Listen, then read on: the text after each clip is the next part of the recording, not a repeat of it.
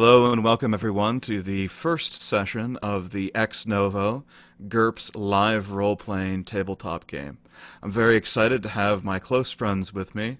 We've been planning this game for a little while now, so let's just launch right into it and not waste any time on introductions. I've put together a short introductory video that we're all going to watch, so let's get started with that now.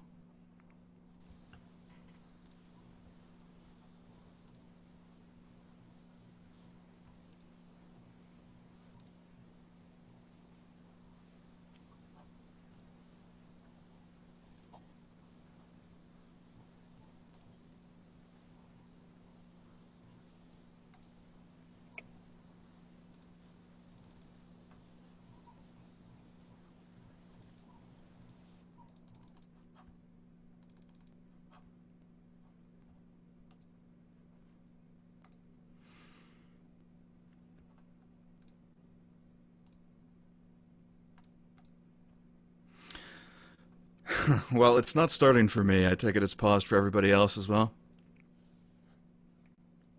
I started it. It's playing fine. Just started Oh, it's playing for playing for me. you? Yep. Okay, good. Oh, there we go. Now it's restarting. As everyone joins, it will automatically restart. Um, I'm not seeing anything.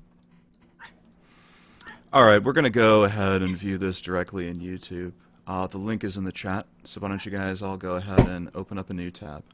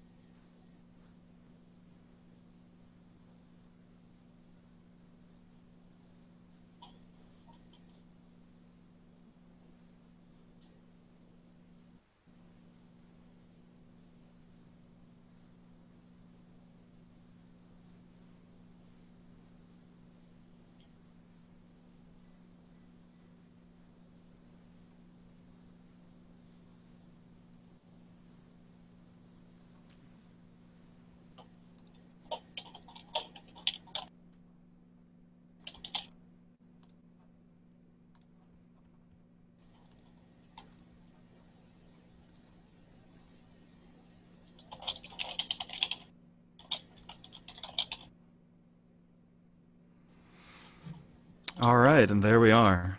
So, that was the introductory video. We had a little problems with the built-in YouTube plugin, but I think you all were able to watch it on YouTube okay. If not, I'll be posting up the link for it later. So, let's launch into it.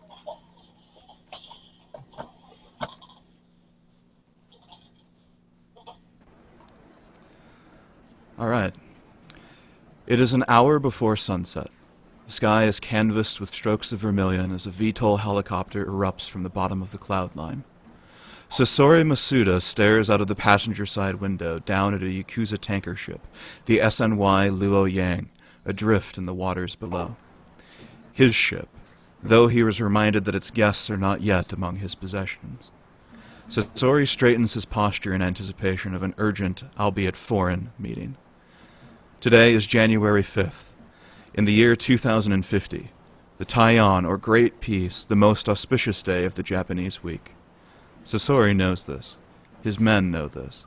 His meeting has been arranged with the utmost care, like the sharp folding of paper, one step at a time, until beauty flowers. To his left, Anfisa Andreevna cradles the throttles of the helicopter in both hands. Her thoughts are not on the display of the evening sky, but the movements of the wind and sea. Her eyes fix on the landing lights that crown the circumference of the helipad on the Luo Yang's forward deck. The air is gentle, and the throttle barely stirs in Anfisa's experienced hands. She waits for the next wave to pass, and then she descends. The vertical landing engines hum with power as the struts make contact with the helipad.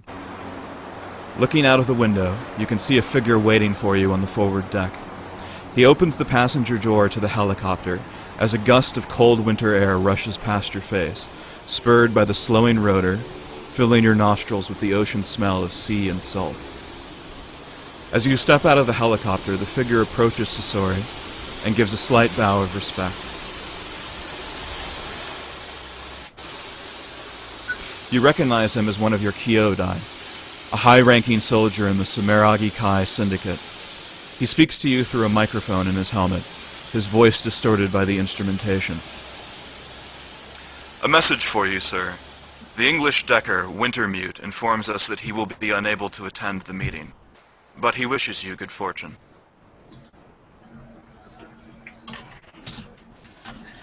Sasori will raise a single gloved hand to his chin, stroking it before he intones, "The fact that the individual who set up this meeting has not opted to join us is a bad omen." Indeed, sir. He wished to pass along his blessings for what they were worth. Indeed. I want all security doubled, and I want the watch set. No one enters or leaves this ship this evening except by my word. As you wish, sir. Very well. Now let us get off this and now let us get inside. The air is bracing. The others are below deck. I will lead you there, he says, as he rolls open the slabs. Beneath The deck of the ship, revealing a small staircase leading down below to the hold. He escorts you inside,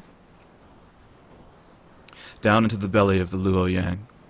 The hallway is short and narrow, so the crew stands in the doorways, bowing slightly as you pass.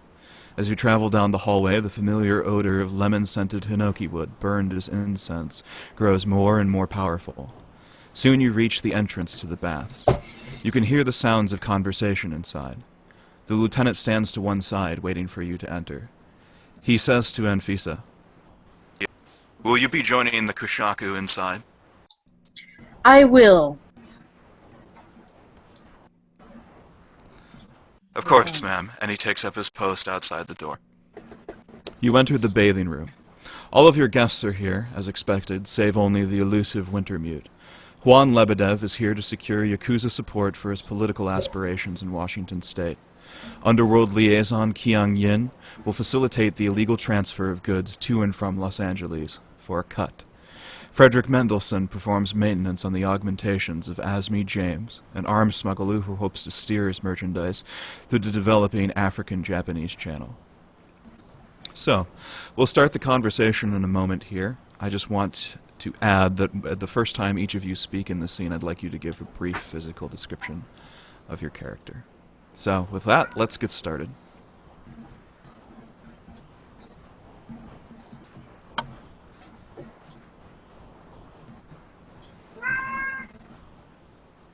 One Lebedev stands up, sees Mr. Matsumoto walk in. He's 55, male, with thinning blonde hair, dark brown eyes, fairly average-looking American or Caucasian Russian man. He has fair skin and is about 5'8". Average build. Mr. Matsumoto, greetings. I am Juan Lebedev. Turns his hand. Masuta will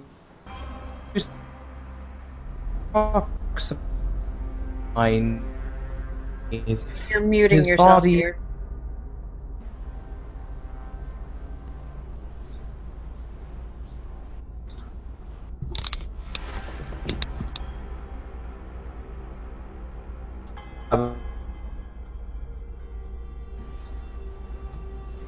I think it may just be his connection. Yes, this does happen. Apologies.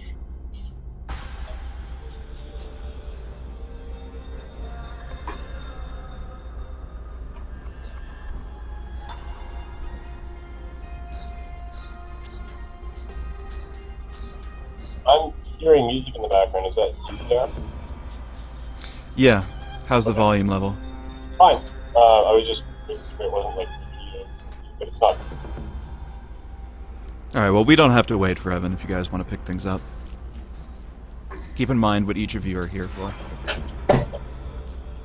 So, Juan and, excuse me if I'm correct, correct me if I'm wrong, it's Matsumoto, right? Masuta. Masuda, yeah. Masuda. Mr. Masuda. Master Masuda. We'll be talking in the corner. I'll just wait for Evan.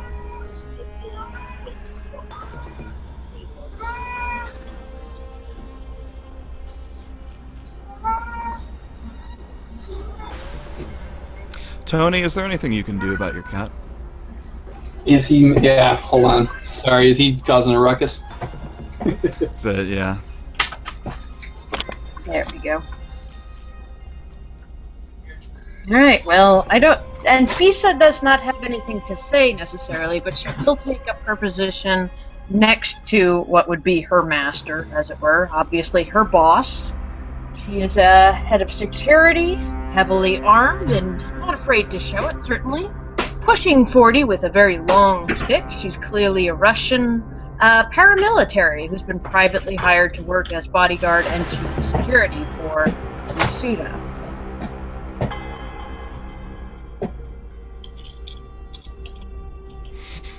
Alright, outstanding and understandably reticent to get into the bathwater while carrying weapons and armor, and always wanting to be prepared not more than a few steps from her employer. Will the rest of you be taking a dip?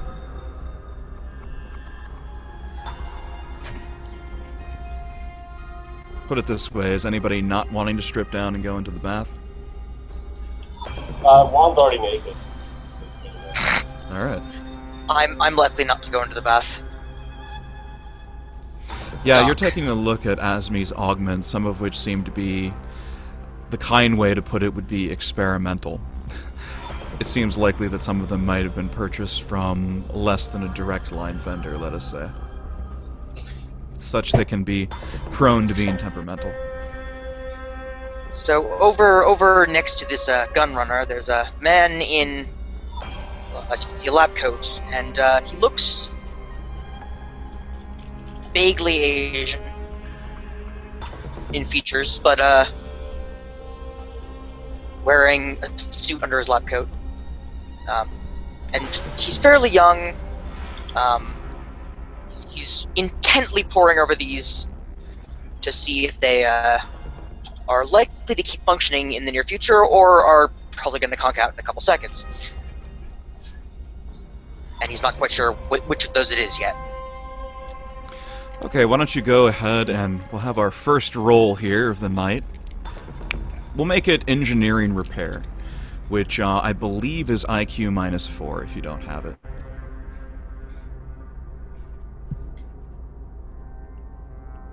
By the way, while people are rolling, I am coming through okay this time and all that jazzies. Yep, Okey-doke. loud and clear.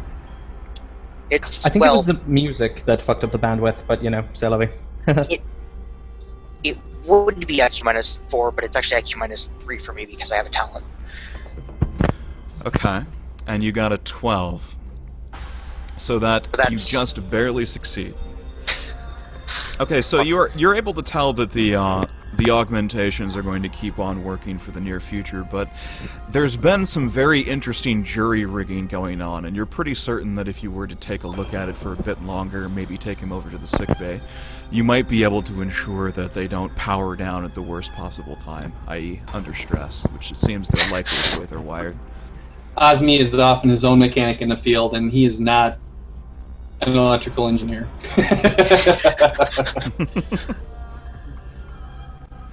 Yeah, that much I think should be obvious just from looking at the internal wiring. On the surface it looks pretty normal, but underneath there's cables going all over the place, there's cheap parts that have been taped onto the side. How long? It's definitely a field job. Ask me, was it? How long has it been since you've had these properly looked at? Now, by definition of proper, you mean like someone with a license and a certification? No, I mean somebody with training. I don't really care about the licensing part. Oh, maybe 4 months.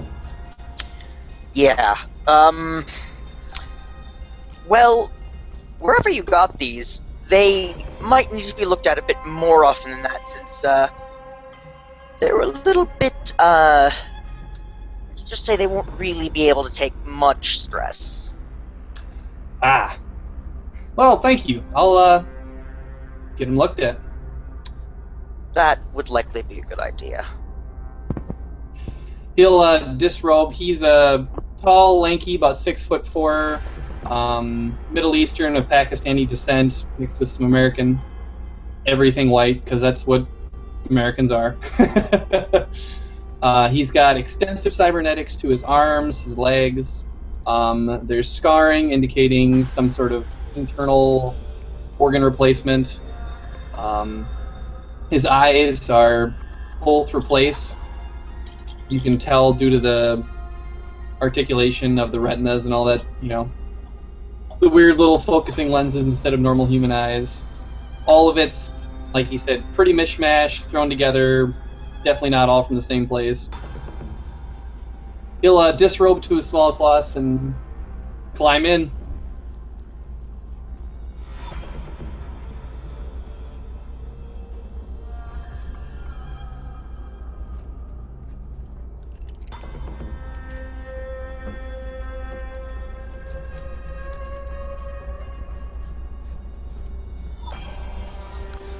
This being this meeting that Sasori has organized now seems like a ripe time for... Never mind. Sorry, folks, we're having a little bit of connection issues here with the guy who's leading the meeting.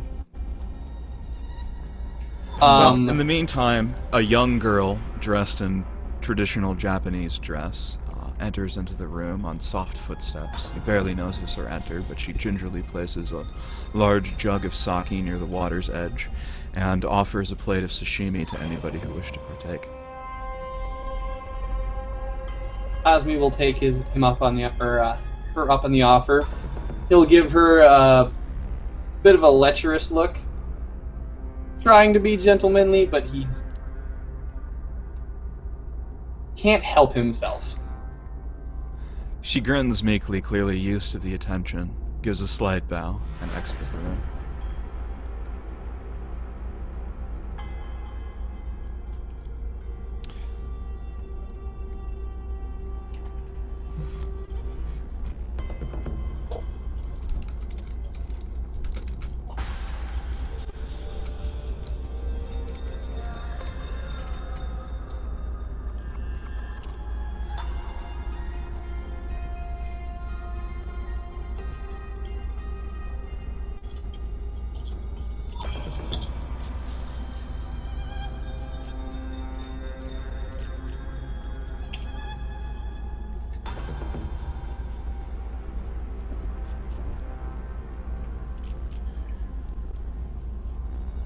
Alright, while we're waiting for Evan, I'll go ahead with my character.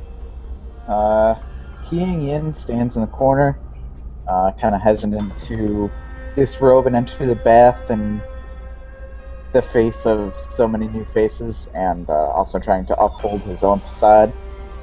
He is a 5'10", Chinese man, very definitely with the with Chinese features such as the almond eyes and the yellowed skin. He has black hair and brown eyes. Stands in a quarter wearing, as cliche it can be, a trench coat along with some nice clothes, a button-up shirt, and a nice pair of pants.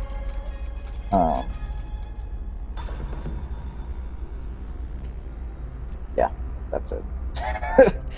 He stands observing everybody without really saying much or trying to let his face show any emotion. Fair enough. Well, now seems the opportune moment for the customary exchange of gifts, poetry, and origami. So most of you are able to reach your discarded clothes next to the edge of the pool. So why don't we go around and each of you can go ahead and read whatever haiku you have prepared, if you have prepared one. If you have not, please say so. And then we can begin the meeting in earnest. For the record, I have returned properly, I think, this time, so huzzah. Oh, wonderful. Would you like to start?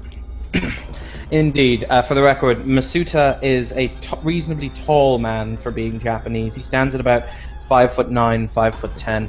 He is dressed in the $10,000 suit, in the sense that, you know, it's pure. You can see the shirt is made of purest silk. Underneath which, barely on the cusps of the wrists and just at the base of the neck, you can see the flowing patterns of Asian tattoo artistry. Nothing visible on the back of his hands or on his face proper, however. He carries himself very well. He carries himself with an authoritarian grace, as he will deign to nod to each person whom has stepped forward and spoken at this point. However, he himself has kept oddly quiet. When the others start to submerge into the bath, he will deign to do the same, but rather than stripping naked, he will move behind how would one say? He will move behind an awning and will emerge in a plain white robe that the Japanese use to bathe communally in. Before he himself will sink into the water.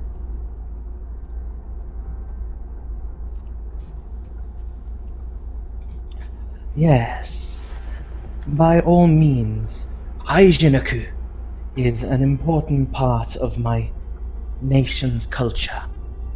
When great men, regardless how far from the world they may travel, meet one another for the purposes of peace and enterprise, it is considered customary to exchange haiku and origami, both acts of compassion and beauty, in order to cement future relations.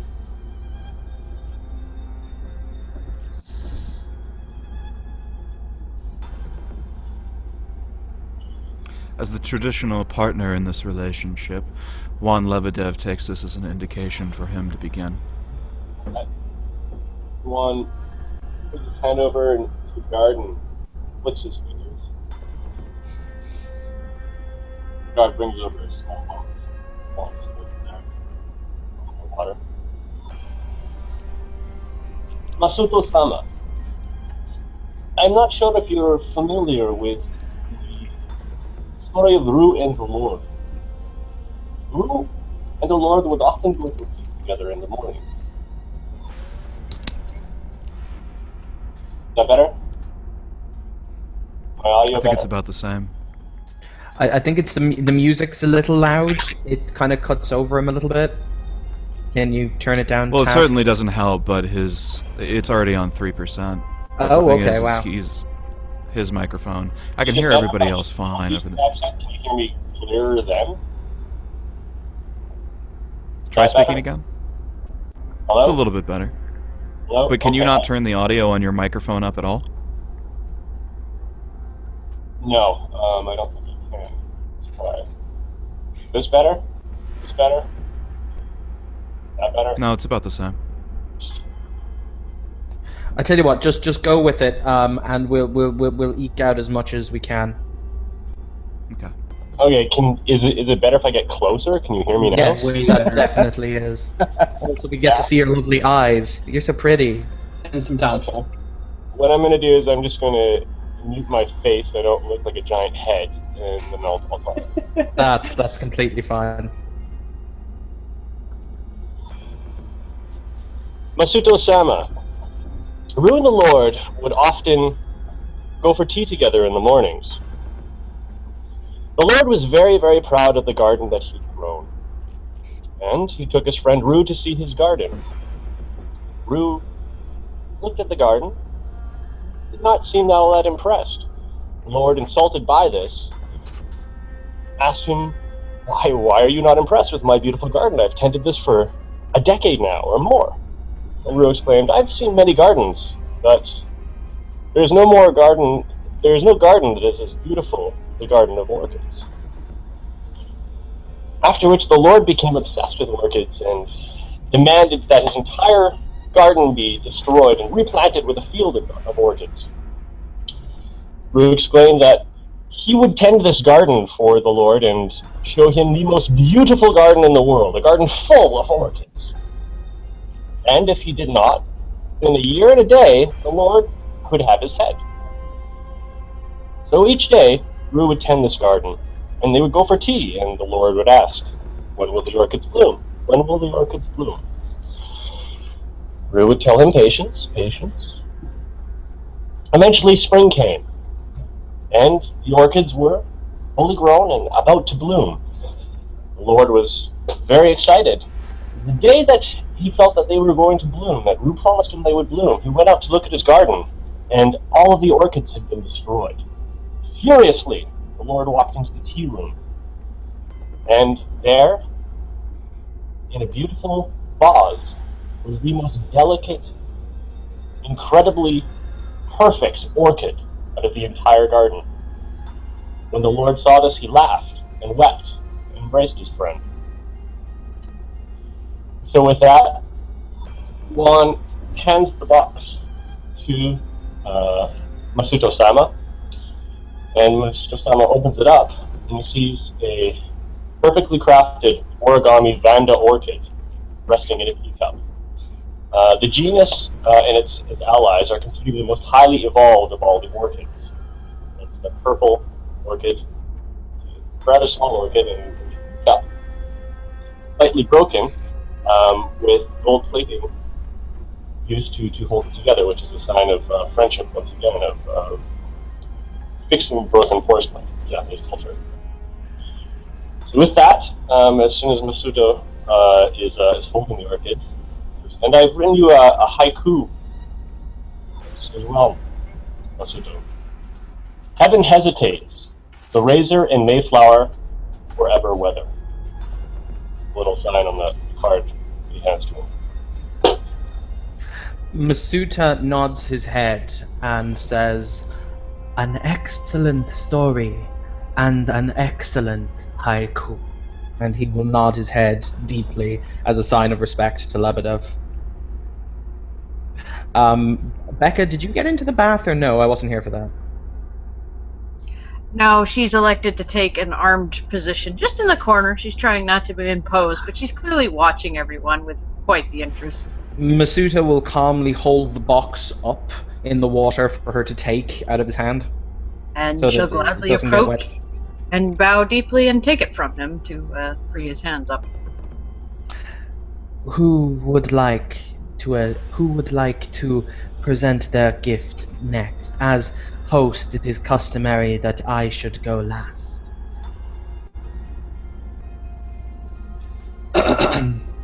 As me, James will stand up out of the bath a little bit, clear his throat. He's like,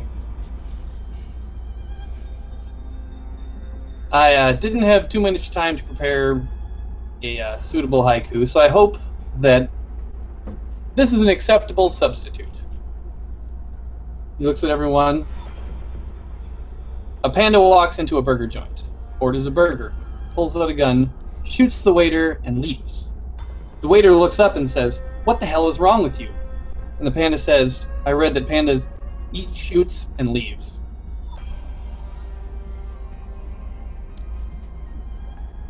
And then he waits.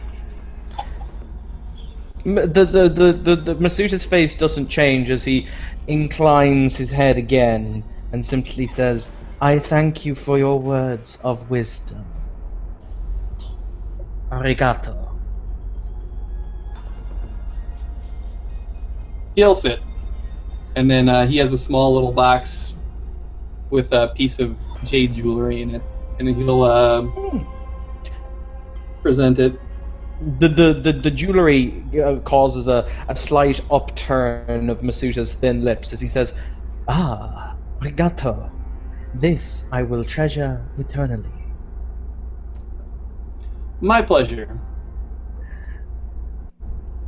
And, Alex, that would leave you next, I think.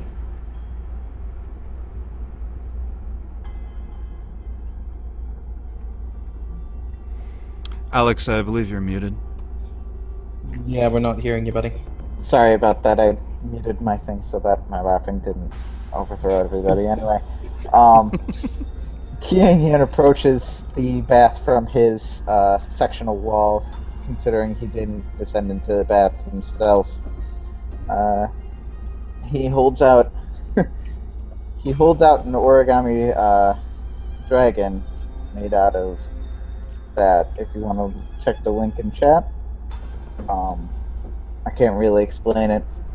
It is a $1 bill folded to look like the traditional Chinese dragon, and he simply says, "Unfortunately, I don't have access to any origami or artists such as that, so this was a trick that was taught to me by my father, and I thought that you would appreciate trinkets such as this." He nods very approvingly and he says, "The wisdom of one's parents is always the greatest of wisdom." And now for my haiku. The wren earns his living noiselessly. And he bows his head and backs off back to the wall a bit. An excellent choice. Masuta claps his hands twice and says in a kind of a curt voice, "Mystical! Nusuatoa!" He's basically calling for refreshments for his guests. You see the same girl that came in before, dressed in a traditional kimono, bearing a new plate of hors d'oeuvres. She gingerly enters the room wearing a small pair of colored fur slippers with a similar design. She bows at the waist deeply and presents the plate for you, on which you can see small glasses of sake that have been arranged in a tasteful, colorful display. He will accept a cup of sake and sip it gingerly before nodding his head in approval, signaling that she may withdraw. Silently and wordlessly, she exits the room. And now, I do believe it is time for me to reciprocate. And as my newly acquired friend Lebedev has done, I will also offer a story, if you will give me the time to do so. As he says this, he will motion for behind the same screen he changed in. He will motion for his Russian compatriot, for, I'm going to say this wrong, Anifska? Anfisa. Anfisa, thank you. To get the box that is behind the screen, the changing screen.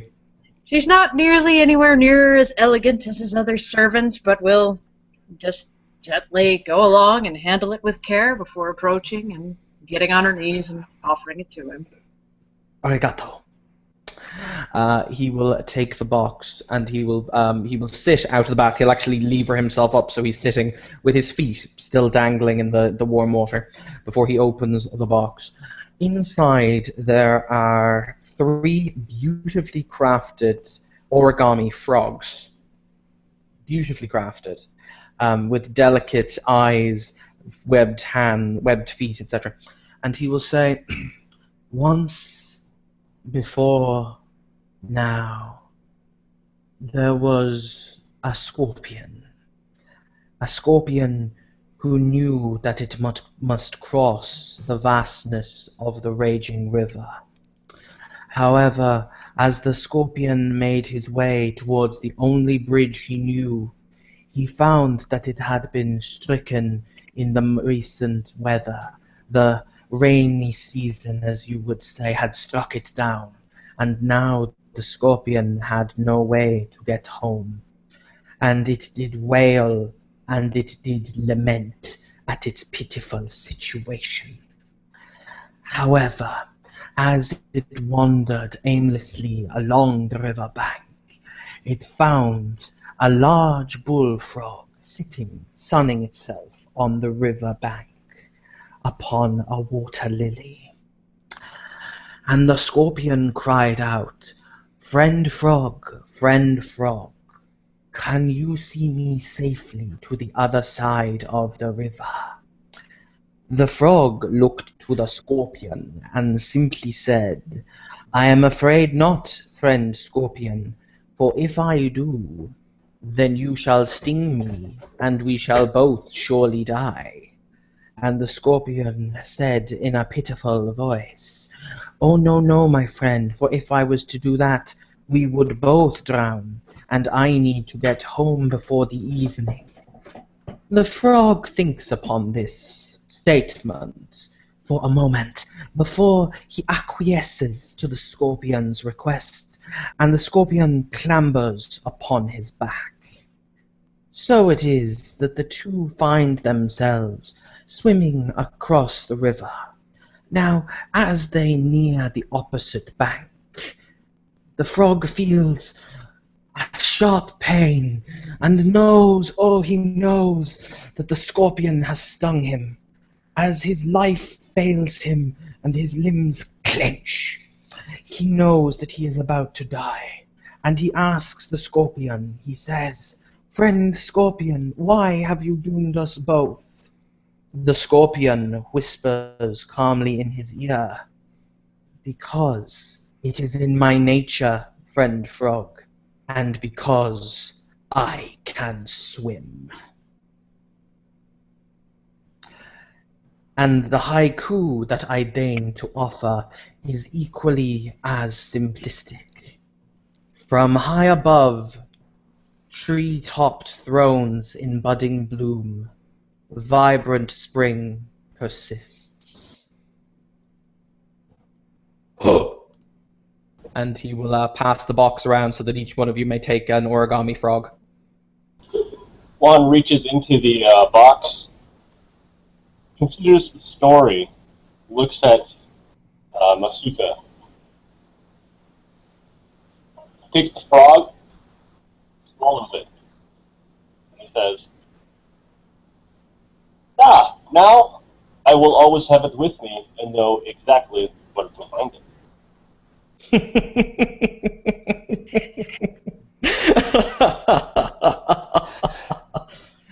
You are a formidable intellect, Mr. Lebedev. Osme James will gingerly pick up one of them with his cybernetics, click open a little pocket on his arm, flip it in, say, "Thank you very much." You are very welcome. Much as the others, Qiyang takes the box, gingerly picks up a origami frog and admires it for a second before slipping it into his own pocket and once again bowing to Masuda. Now then, that the pleasantries have been acknowledged, Masuta will walk back behind the screen and he will simply say, "Now is the time to discuss business."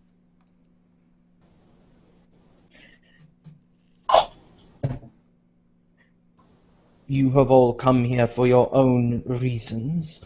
I would simply know them and know what you would each have. He returns. He's not fully dressed by any means, but he's now wearing kind of a short pants that go down to the knee and an overrobe, and he sits down in a chair near to where Becca is standing. Very casually, he has a rather relaxed demeanor.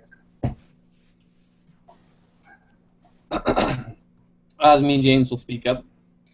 Your organization contacted my grandfather's organization and wished to do business with Mr. Lebedev here. I'm here to make sure everything goes smoothly. I understand. Whom is your grandfather? I would have his name. Sorry, I haven't made that up yet. That's fine. Bullshit, dude. This is All what right. we do as our peers. Bullshit. I'll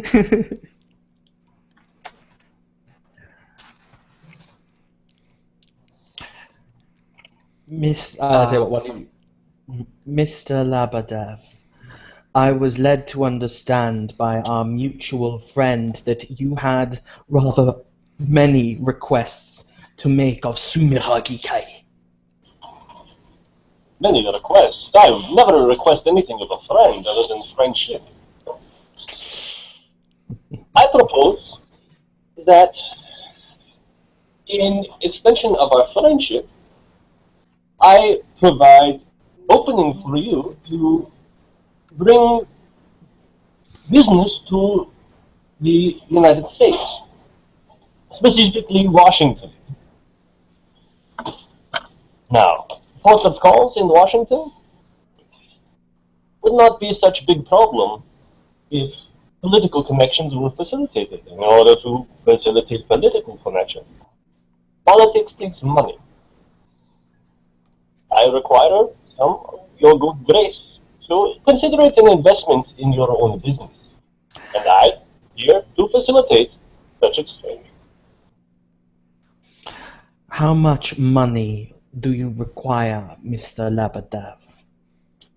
How great of an investment would you like to make into your own business? You can see his hand clenches on the chair, and his demeanor changes to one that's no longer amused. And he simply says, "I am not here, Labadev, in order to bandy words. You are the one who are here to ask. Ask." I will need exactly $100 million in 4 installments over the course of a year. Double that over the course of 10 years. Now, I can triple your income annually, or percentage-wise, but I require at least a 20% down investment for doing so. On top of the $200 million over 10 years and $100 million quarterly for the first year.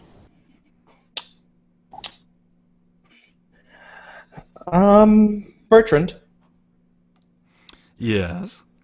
Because this is genuinely not my character's field of expertise, I do have a financial advisor and a political advisor. Oh yes, more than one. They might be handy at this moment. So Masuta will nod and he will simply say, "Very well. If you will give me a moment, I will summon some individuals who may serve as court to me so I may make an informed decision." Certainly. It occurs to you that the advisors that you would trust the most are not on board the ship, the whole eggs in one basket kind of principle. However, they are reachable via infolink. Very well. With my friends, I will provide you with documents. You can look over the contracts with your people. He snaps his fingers over at the guard. Guard is getting a little bit not amused at one acting like he can order these guards around him. This ain't China, or this ain't Japan, you know. They're not the whole honor-based yes, no, yes, etc. And he has this small little chip, hands over to, he nods to the guard, and he directs the guard to hand it to Masuto Sama. Sasori, you recognize the guard as one of your Kyodai. Again, not, I would say, an elite member of the organization, but certainly a senior guard that has been present for many years. Beneath his black helmet, his look of disdain is not discernible, but he follows as he is told. Excellent. Yeah, I kind of give him one of those knowing looks of silly gaijin, but don't say anything.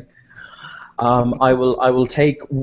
What is it that Dan has handed me? I couldn't hear him 100%. It's like a key, so like a chip key, so that you can just, it has all the data for the deal. Very well. So handing it to you directly, I would assume that Justin or Wintermute would have handed this to you, but it's better that we do this directly anyway, and rather than through. Like, Mr. Lebedev, as you have given me an item of assurance and good faith, I am willing to make, as I would say, a goodwill investment in you until I am told the more in-depth monetary situation and political situation currently in the United States. He presses his interlink on his ear. Do we have to speak to do things on the interlink or no? There's speech and there's gestural control, but obviously if you want to communicate with him, you're probably going to do it by voice. No, he'll simply say, transfer $10 million to an offshore account and make it accessible to Mr. Lebedev. Your banking application hovers in front of your view. The holographic images of numbers and Japanese characters increase and decrease as they slide before your vision, though you will be aware that the transfer may take, while the numbers are transferred instantaneously, the bank will take a couple of days to verify. Yeah, a couple of working days, that's absolutely understandable. You may consider that a down payment towards a future goal, and if the numbers you've handed me are indeed as generous as you have said, Lebedev-san, then I will be more than happy to give you a greater investment in the future. I believe that this arrangement is mutually beneficial, so you shall not be disappointed, my friend. Indeed. And now we come to the other matters. You are indeed correct, Mr. James, that we are looking in Sumeragike as well as the other families and organizations that we are brother and sister to expand our influence into the United States. And in order to do that, we will require certain individuals without compunctions on certain topics, shall we say. Yes, I understand. My question becomes to you. What do you believe is the current state of play in the arms market in the United States? The demand is set to explode.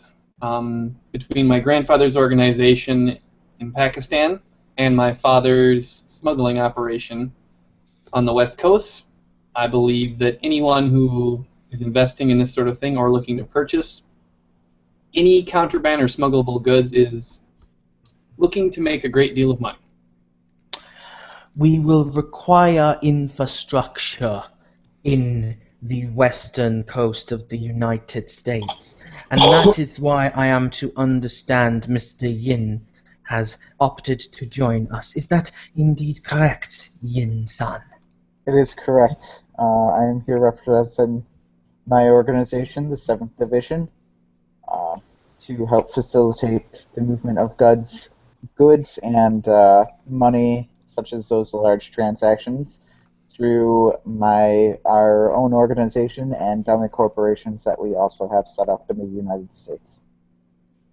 We would like to propose, once you're more comfortable with us as an organization, some sort of mutually beneficial partnership to help you get it set up on the West Coast and to avoid stepping on each other's toes. Masuta will calmly he'll place his hand to his head and kind of lean his head in his hand, and he'll simply say, "You do not seem to understand that we have no intention of competition." No, unfortunately, I was not in understanding of that. However, it is very pleasing to hear that there is no intention there. One laughs out loud at the answer. That is it Alex? What's your character's name? King Yin. King Yin provides, thinking to himself, "I wonder which one is threatening whom, and which one realizes the threat." Mr. James, how would you feel about aiding Sumeragi Kai in the acquisition of, how would we say, certain properties and infrastructure in the state of California? For a price, of course. It's not usually what we do, but you know what? Whatever it takes to get this deal through, we can work from there. You see, we have at the moment, Sumeragi Kai and our dummy companies are buying arms from the ailing Russian economy, the ailing Russian military, and repatronizing them under legal arms manufacturer, under legal private security companies in Japan, for resale elsewhere. These will of course have these will of course be reissued with legal security codes and all other manner. Did BR just drop? Yeah, but then he. So you'll probably have to go back a minute. Well, no, I'm wondering if it's still if the Hangout still record. Does it drop when the person drops anymore? Still live. Okay. Well, I tell you what, I don't really. I'm going to hold until we do an acquisition that BR is actually here. Yep. Because I'm going to say some things that I kind of need him to nod about and such. Indubitably. I'm not buying Russian weapons. No way. Why not? Because I won't buy Russian-made weapons unless they're small arms. I'm not going to buy Russian heavy arms. Oh no, heavy arms we can provide. We can provide Japanese heavy arms. All right, okay, but I'll buy Russian small arms because those things can take a beating. But but bear in mind, nine out of 10 gun sales on the black market are small arms because it's nearly impossible to sell big arms illegally. Well, I could also just print small arms if I really needed to. But still. Bertrand, are you there? Hang on, he just unmuted himself, I think. Maybe? Nope, he's gone again. Gone again. Still seems to be recording without him, which is interesting. Yeah, no, that's a new feature that Google put in. Oh. He'll get this, and then he'll. I know that it's live, but I think that it's not going to be. Or is it uploading while it's live, or does it? No, it up. I'm actually not sure how the function works. Okay. Well, I'm pretty sure that he'll edit this anyway, if he has the opportunity to. So. Okay, I'm just gonna edit all this garbage out. What garbage? Oh, all of us just chatting out of character. I love that though. It was literally just, oh no, we're not going to compete with you. We didn't think you were going to compete with us. I never thought that I wasn't trying to insinuate that there was any intention of competing. What he doesn't understand is that we intend to go and boot in the American market and everyone who doesn't fall in with it. We don't intend to compete. I intend to be the monopoly. To buy your own weapons from you and make a profit on both ends. Yeah. To be fair, what Sumeragi Kai primarily does is we've got links to all the big military firms in Japan, so we'll be selling you a lot of the privately owned Japanese military stockpile. Mm-hmm. we'll both be making a profit on both ends. Like you're investing in the ability to sell the weapons to purchase your own weapons back, and because of that exchange of currency, you're going to end up making money, and also it frees up a lot of my capital, so I can do what I need politically. Also, I may have Becca here just so she can demonstrate certain weapons in about 5 minutes. Hey, that's what I'm here for. All right, Besides guys, scaring the crap out of underarmed people. I'm going to go for a cigarette while we're waiting for BR. Smoky Yeah, pancake. A crepe and a pipe. Bong and a bit. Cigar and a waffle. Bertrand, are you there?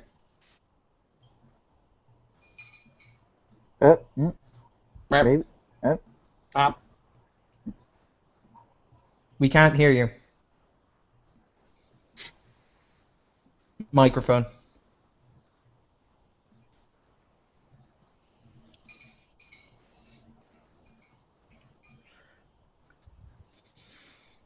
Yeah, shut up. VR is working. The internet monkeys are currently hard at work. Thanks, Google. Banging How on about the now? wires. Can you hear with me their okay hammers. now? Yes. All right, cool.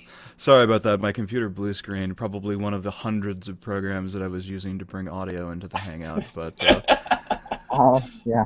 we're still recording, and that's good. So why don't we continue to pick things up? At what point of the deal had you guys reached? You're going to have some horrible editing to do when this is done, that's all we're saying. But basically, what we're saying is Sumeragi Kai are basically looking to buy infrastructure in the United States. So we're looking to buy buildings and storage space and such. And that's what the 7th or 9th division, 7th division is for, right? 7th Division. Yeah, Yes. that's what I decided on calling the game. Okay. Yep. Because we just move Okay. goods and people. Yeah. We don't have dummy corporations and purchasing agents. And Well, naturally. Has any sort of arrangement been struck yet? No. No. Okay. Basically, we paused when you left because we didn't want to do anything without your nod and approval and crap. Sure. Okay, well, I'm still getting things up and running on my end, but feel free to continue. Very good. The overall plan is that Sumeragi Kai will invest in new infrastructure in California and other western states in order to bring new revitalization to that area, shall we say. So we are looking at amounts that we would intend to spend per annum, but we will require individuals to acquire these properties for us and possibly form a new shell corporation to oversee them.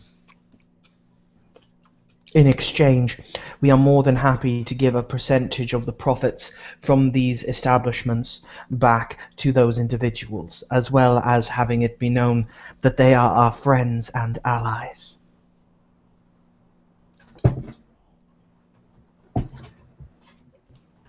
The 7th Division is willing to provide you with some of our already existing infrastructure, along with acquiring new properties. Good. That is most excellent. In that case, I will require at your leisure a list of properties that your organization is willing to part with and the prices that they wish for said properties when you are able to acquire them. Of course. Bertrand, is Interlink like a phone in the sense that do you have like an Interlink number that you can call somebody with, or? Yeah, you can think of it a lot like a smartphone. Okay.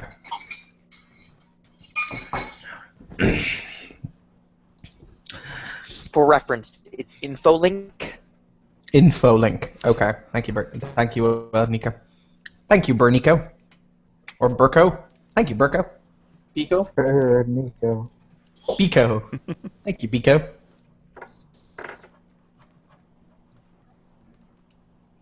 Is Bertrand still here? Yes. Yes, I am still here. I was just getting a little echo on the DJ account, so I'm messing with it. Don't mind me. Very well. Sumeragi K is pleased to provide these amenities, as well as what exactly, Mr. Lebedev, is it that you require in terms of armaments?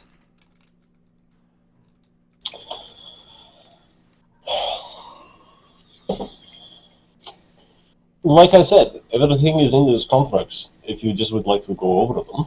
But we will start with small weapon sales for now.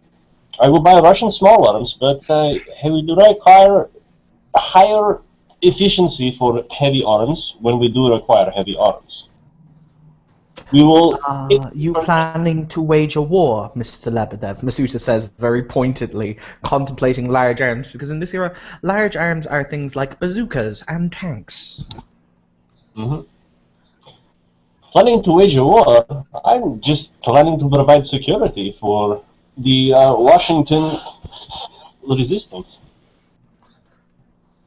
As you know, Resistance to what? well, the federal government of the United States has not been very kind to its citizens. Citizens not happy? I am merely trying to reinstate what the values of the United States were founded upon. And right now, with the federal government, they are not even following their own mandate or constitution. A lot of my constituents not happy. Require some, as you know, security for the area in question. Start a war? The war has already been started. We did not start it, my friend. I'm merely protecting my people. I see. And what happens when the, as you point out, federal government and the United States Army mobilize simply to crush you? Well, hopefully by then we will have the heavy arms. Bertrand, I'm going to make a mental note as to the practical realities of shipping heavy armaments to the United States, because that's going to require work. Oh God, so much work. No, That's not. what I'm Certainly, here for. If you would like to at this time as well, Evan, would you roll against your history skill, please? Oh God, I have none of that. It's an intelligence-based roll, isn't it? I believe so. I'm Do you not know- going to look it up right now, but let's say it's IQ -4. I think it is. How do you actually determine what you get? Is it just 1d6 plus the number? Radius. Ah, well, I'm glad you asked it. So this is the way that core rolling works in GURPS. Almost everything is a 3d6 roll, and you add up the total, and if that total is equal to or less than the number you are rolling against, you succeed. By the So way, the it's basic rolls. Sorry. Do you tell me what the basic roll is? Well, Or no? roll the 3d6. Start Okay, with that. so that's a 12. Okay. And what's your IQ? I'm not that smart. My IQ is 10, so that would be... Right, so Whatever. you would need a 6 to succeed in this roll. So you did not succeed because your 12 is higher. But what I can tell you is that it's very well known that there have been 2 recent civil wars in the United States. Okay. Coming from the Northwest, centered around the Washington area.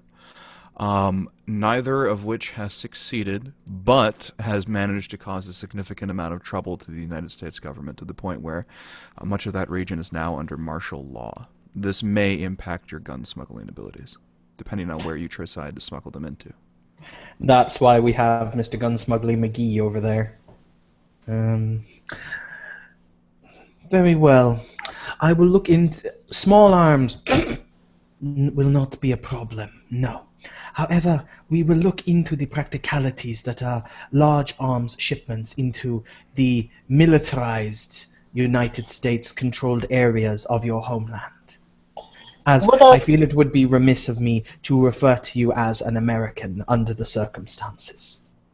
Oh, on the contrary, I am all American. The federal government is not American.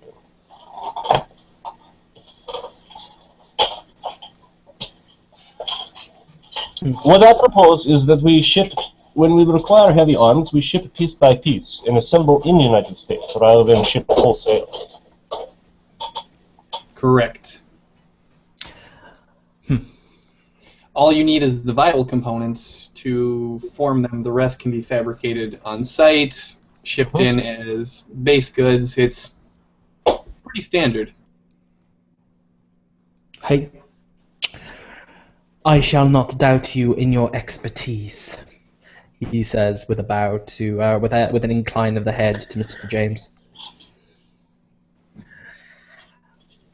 However, I have brought with me certain items and amenities that you may wish to see before agreeing to the dispatch of our arms. Essentially, what we have on offer. If you do not mind, a brief, shall we say, lesson. Example? He will simply say, if you gentlemen would care to robe and meet me on the top deck.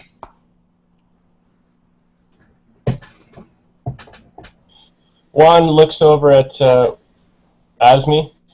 It gives him this look of concern and winks at him before he gets up and puts on his robes.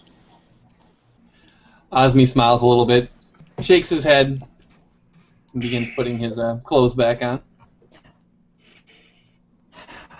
Basically, Bertram, what I would like to do is, just to let Becca do cool crap, I would just like to, on the ship, have packaged some, some weapons of various types that we have on offer to sell, so that she can demonstrate them to our, wonderful customers, essentially. Sure, that's fine. Very good. Masuta will radio up. Will use his infolink to inform the captain that they'll be coming up and that they'll be firing off shots, but that he shouldn't worry. All right.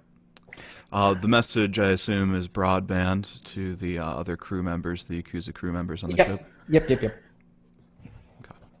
All good. Before we. So there are two guards. Outside the entrance of the bathhouse, one of your lieutenants and Fisa, and the two of them, as is customary, will escort the rest of you out of the bathhouse, wait for you outside the showers, and then when you have finished, escort you to the top of the deck, back the way you came. You're in the middle of the ship. You can see that it is now nighttime. It's been about 2 hours, and the deck of the ship is somewhat low to the ground, so it's very easy for water to wash up over the side of it. However, right now the ocean is fairly calm, so that is not the case. Is it raining or is it clear sky? Just random. Clear sky. Okie dokie. Absolutely clear, and there's enough moonlight and starlight to be able to see.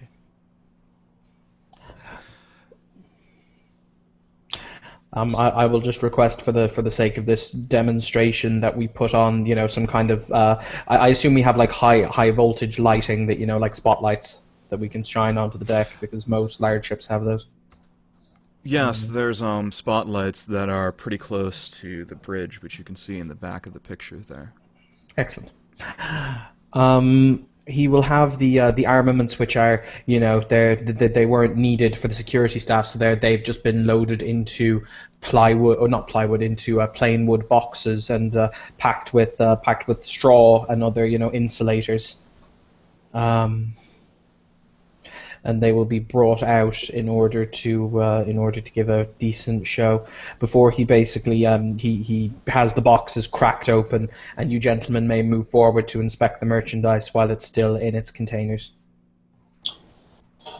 Juan stands very close to Masuta and just looks over at Asmi and gives him a nod to go take a look at the merchandise. Osmi will roll up, grab one of the nearest assault rifles, cock it, inspect the clip, pull apart the firing pins, check the barrels, put everything back together, do a quick dry fire. Alright, Asmi, go ahead and roll your gun skill for me. This is... I believe you have it trained. Yep.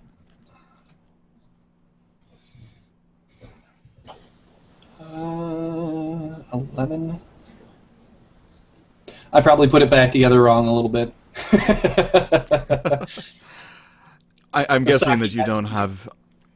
You don't have it on your sheet yet, right? Not quite yet, nope. Alright, so you will default to a 12, so that is a success.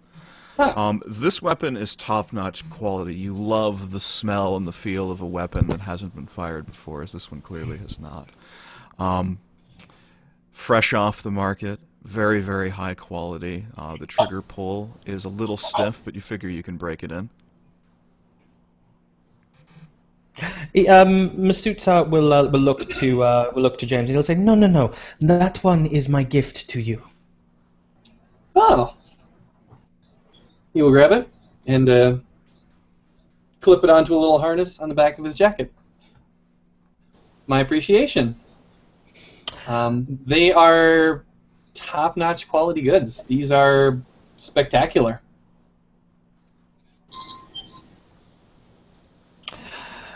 These are, of course, just assault rifles. I felt that they would make a suitable display. However, we are able to acquire anything that should be required for the price, of course, from these to ordnance to whatever is required. As you have said, you would rather not deal in Russian large armaments. However, I have found that they do tend to make the best small arms in the world. You may drag them through mud, through snow, through any weather condition, and they do not break. Certainly, but they also have a lot of stopping power, but not so much accuracy. But when you're firing at the rate that we will be firing, assuming we will be firing, accuracy is not as important. In that case, Mr. Lebedev, your intention and the intention of your friends has always been the acquisition of freedom for yourselves from the federal government of the United States, and from what I understand, the formation of your own nation. Correct. In that case, along with whatever payment you feel is necessary, assuming that your coup is indeed correct, we will also be more than happy to accept a certain amount of your payment in newly issued government bonds. As well as real estate, I imagine. No doubt. And certain tax allowances for our corporations. Taxes? Nah. We do not need taxes. Our government will invest in its own property and its own ventures to provide for its citizens, as a government should do. An interesting concept, to say the least. However, he'll look over at his assistant, and he will simply say, "Mr. James has tested this rifle, shall we say, in the impractical way. My assistant here has my Yojimbo here has a fully loaded and spec'd one. If you would not mind, she will show you what it is capable of."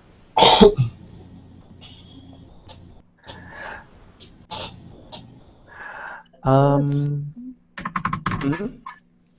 right then, as you wish, Sama. Let me think. What is a suitable... Bertrand, is there anything here that would act as a suitable target? From the bridge deck, some of your lower-ranking members will be able to fire off a series of flares. Ah, excellent. I will send the command up to the captain and simply inform my lovely Ojimbo to fire when she is ready. All right. Just tell me the dice, dude. It's a 3d6, and let's just get this right, because you do have all of the gun skills, because we built his character earlier. Yes, I know. She is, you know. I'm crap at everything. She's brilliant at all the things.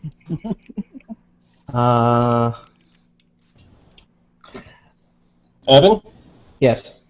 You realize that I basically the tax thing, just speaking out of character for a second here, I stated that we would essentially be owning part of the business that you would be bringing into the States rather than charging taxes. Yes, I understood that. All right. Cool. I assume it's all on your. I assume it's all on your manifesto thing that you gave me for future review. Yep. Because we'll dissect that.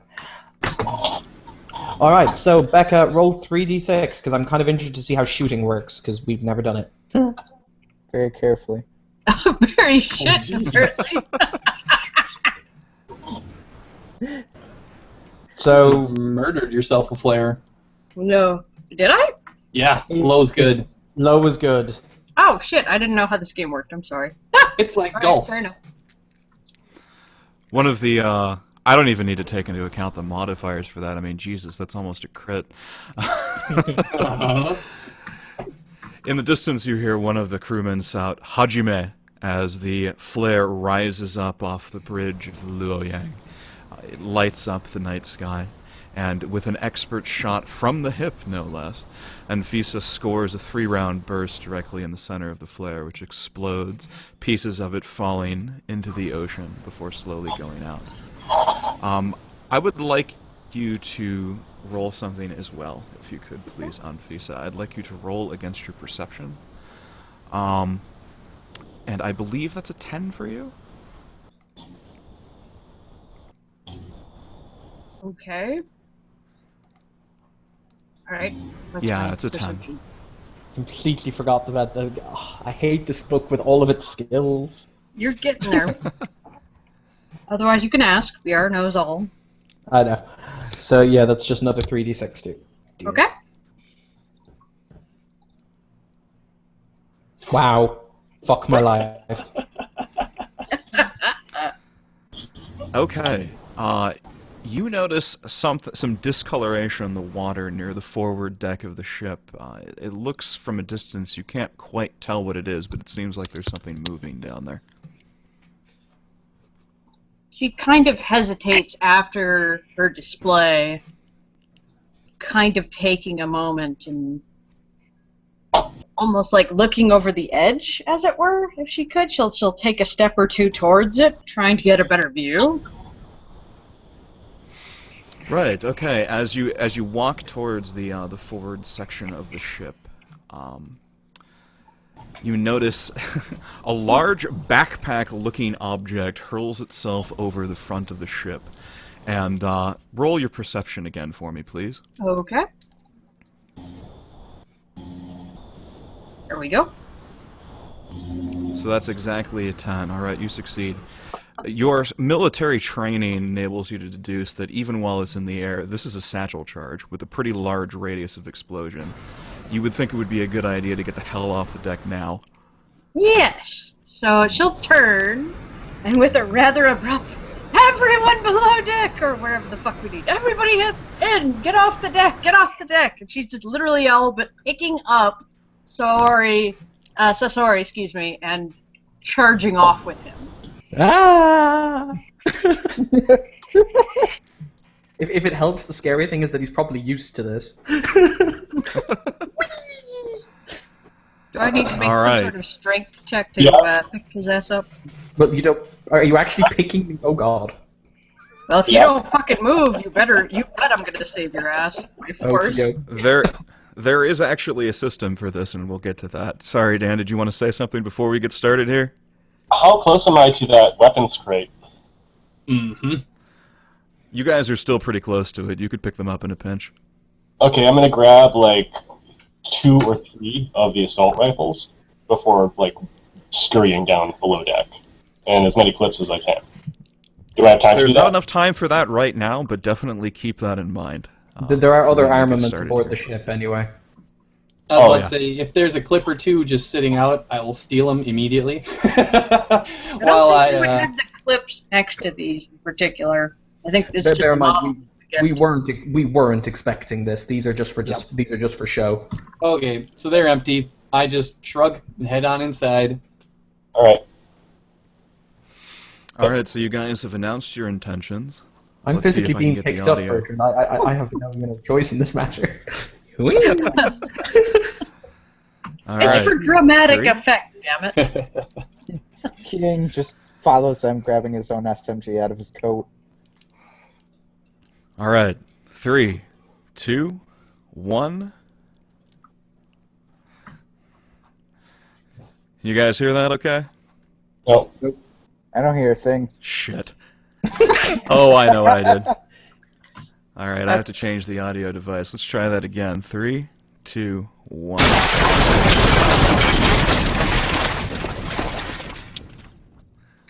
Yeah. All, That's all fine. right. all that's going through my head is my ship. And now we're sinking in the middle of the effing ocean. This is going to be solid. These ships explosion are very rocks the hard to ship. sink, thankfully. Definitely, the satchel charge landed approximately near where the helipad was, so most of what was left of your helicopter is now a smoldering black crater. The integrity of the ship has been damaged somewhat as bits of steel and wood go flying through the air, and smoke issues up from the ground. So I would like each of you to attempt to dodge the flying shrapnel. You should have this right on your character sheet. Let Dodge me is know your if you speed, have some isn't it? difficulty. Dodge, if I remember correctly, It comes is your from speed, your speed plus something. Yeah. Yeah. Let me look it up for you here. My dodge, is that correct? It says 8. Is that right? That sounds about right, yeah. Hang on, we just have to get this right because both myself and Becca have things that make us slightly faster. We both have OGs that make us speedy. So I'm just trying to get the numbers right. So yeah, Becca has the bionic legs, so that's an extra 1 to her speed. So we'll put that into the thing, and I've got enhanced reflexes, so that's the 2 to mine. Yeah, I also have boosted reflexes, so I gotta look that up. Good stuff. Without augments, your dodge is equal to your basic speed plus 3. Plus whatever other modifiers you have. I'm going to give you, those of you besides Anfisa, I'm going to give you a +2 circumstance since you are a pretty long way away from the explosion. Yeah, my speed is my move on this character sheet, right? Yeah, okay, good. Your move with the fractions rounded off. Yep. But you should have your speed on your character sheet as well, somewhere in there. Yep. I'm just going to go with 8 for now. That's what my dodge says. So. Well under my dex total with bionic legs and. Yeah, I'm good. Okay. What do I get? Why is it? Oh, you did the show. There, 5. Eee. I'm 4 over. Alright, so that's a failure. I'm guessing for you, Alex, that's even with your bionic legs, that's probably not enough. Boosted reflex. Hang on, can you tell me what it was again? What I'm trying to roll against? I'm sorry. Yeah, it's your basic speed, which is... Let me see here. Basic speed is a 5, plus 3, so that's a base of 8. 2 circumstance brings you to 10, and how much does your boosted reflexes give you? Another 2. Okay, so that's... You rolled a 13 against a 12, so you just barely get hit. Ow. And, Nico, are you here? I'm guessing he's not. Yes, Dice Stream doesn't show up for me. I'll roll for you. Right. Okay, cool, thanks. Okay. I have I'm an clear 8. I was at 12, and if 10 was the base, I'm 2 over. Okay. 8 plus 1 plus 1. Right. Okay, so I'm going to roll for Nico.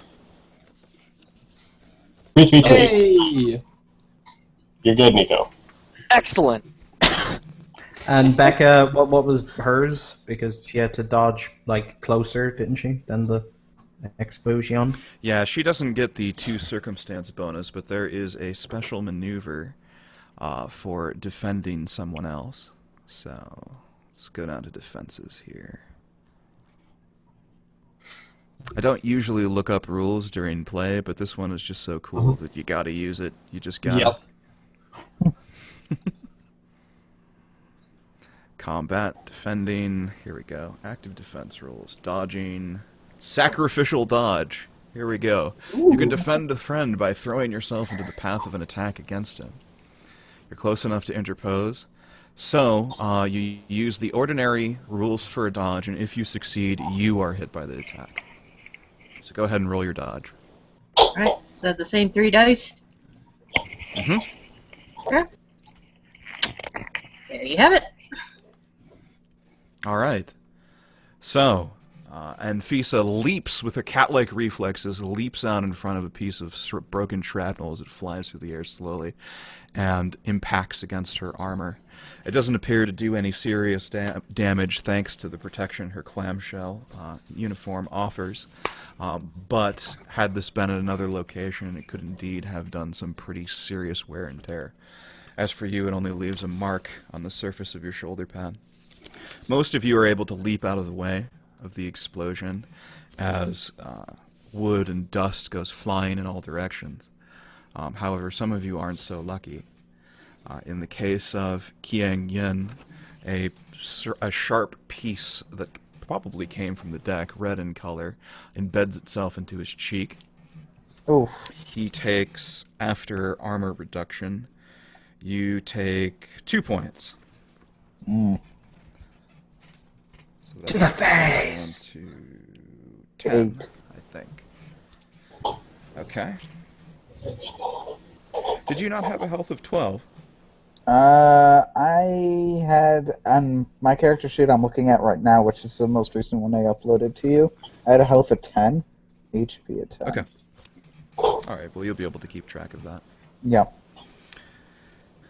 The same is the case for Mr. Lebedev. But, however, let me roll here. In your case, your armor absorbs the majority of the blow, so that you now have a nice, sharp piece of shrapnel sticking out of your boot that narrowly manages to miss your toes. Nice. All right. And with that, I am going to switch over to Roll20. So I invite you all to click the big purple die on the left-hand side of your screen. Those of you that have not had an opportunity to join the campaign yet, I'm happy to provide you with a link.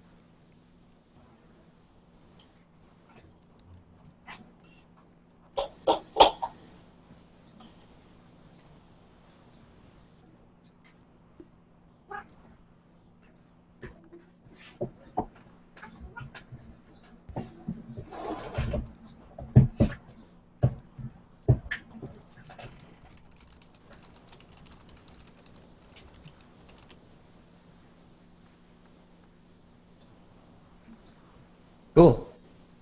I love how Google Hangouts can do anything nowadays. Yeah, it's really nice that they have it combined like this, because trying to do it all in Roll20 is kind of a no-go. Mm-hmm.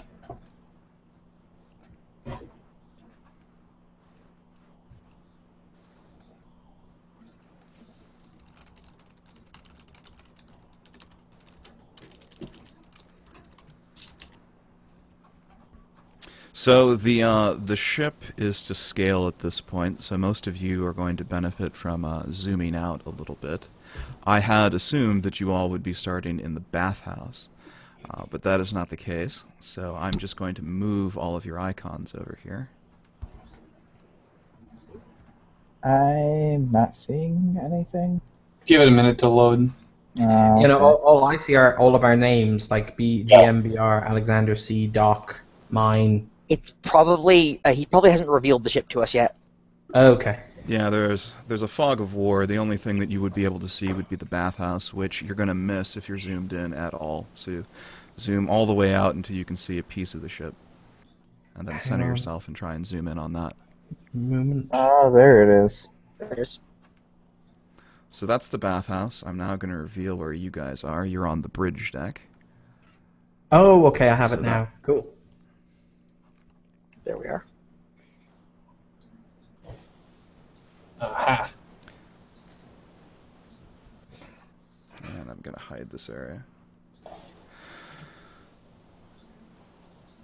I don't see. Alright, I'm going to switch to screen sharing on the main computer. I see it. I see it too. Pretty. Neat. Having issues.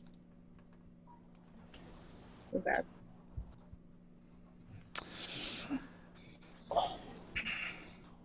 Yeah, I'm just seeing black, unfortunately.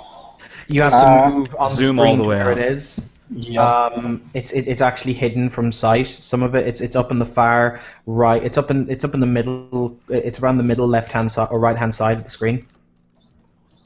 Middle. Right. You may notice scroll bars on the edge of the map. Yeah, I know, I see them. But I'm Okay. scrolling and all I'm seeing is black. You need to zoom out more. There's a slider bar in the top right. Scroll Yeah, out no, until it's all the way at the bottom. I see that, Then yeah. you'll see somewhere in the center of your vision, you'll see a white bit. I just need to hide the big names. There's a little gear wheel on the far okay. side of the thing. Yep. And then you can go down to player avatar size, and names only is the smallest. Where's this? The little settings tab on your reveal. There's like a chat, Right. a music, whatever this one is, decks, and then the one gear wheel is the settings. You go all the way to the bottom of settings, and it's player avatar size. On the Roll20. Yep, I got it. Okay, now I see it. Here we are. Okay. Sweet. Because I have the dice, I've got a little brush, I've got a zoom thing. Yeah, I don't appear to have this mythical. The right other side of the screen, Evan. Yeah, the right side of the screen. I did not specify. My bad. Yeah, how Little dare gearbox, gear wheel. Yeah, no, I have it here. Thanks, Nico. Not a problem. Also, for the record, go fuck yourself, Nico. Because I don't say it often enough. God You just damn it, want people to Bertrand, know. stop breaking the internet. I'm doing wonderful things with the internet, I'll have you know. You just softly Porn whispers, does not "No." constitute wonderful. We've had this discussion. I think you're objectively wrong, but that's just me. Silence, Chinaman. No one here loves you. You can go overboard first. VR? Look here, you fucking racist. VR? I Yeah. can see everything, but I'm not able to interact with my avatar, or my little token piece. Could you move those for me when we need to? He'll relinquish control Yes, to us, or he'll move it for us. Okay, thanks. I'm glad you mentioned that because this is the first time I'm getting most of you into the Hangout. It's also the first time for me to grant you access to your tokens. That's So cool. now I think didn't it's see the perfect. tokens. Sorry. Yeah. If we zoom in a little bit here, it's got all your names. Now the pictures are placeholders that I had to pick out because, well, I had to. But you're welcome to change them if ever you need. So, Neat. grab the mouse tool here. So Juan, controlled by Daniel Landman. There you go. You should be able to move him now. What do I click on here to be able to interact with? So every time I click on it, it just moves the actual map. Is there something that I need to? Select. So when on the other side, the left side of the screen, on the little, 6-button bar over the mouse pointer, Yeah. you should have a select move Okay. option. Select that select move option, and it should Let you move it, yeah. let you move it once you have control of it. There we go. Yep. I'm so glad you're here, Nico.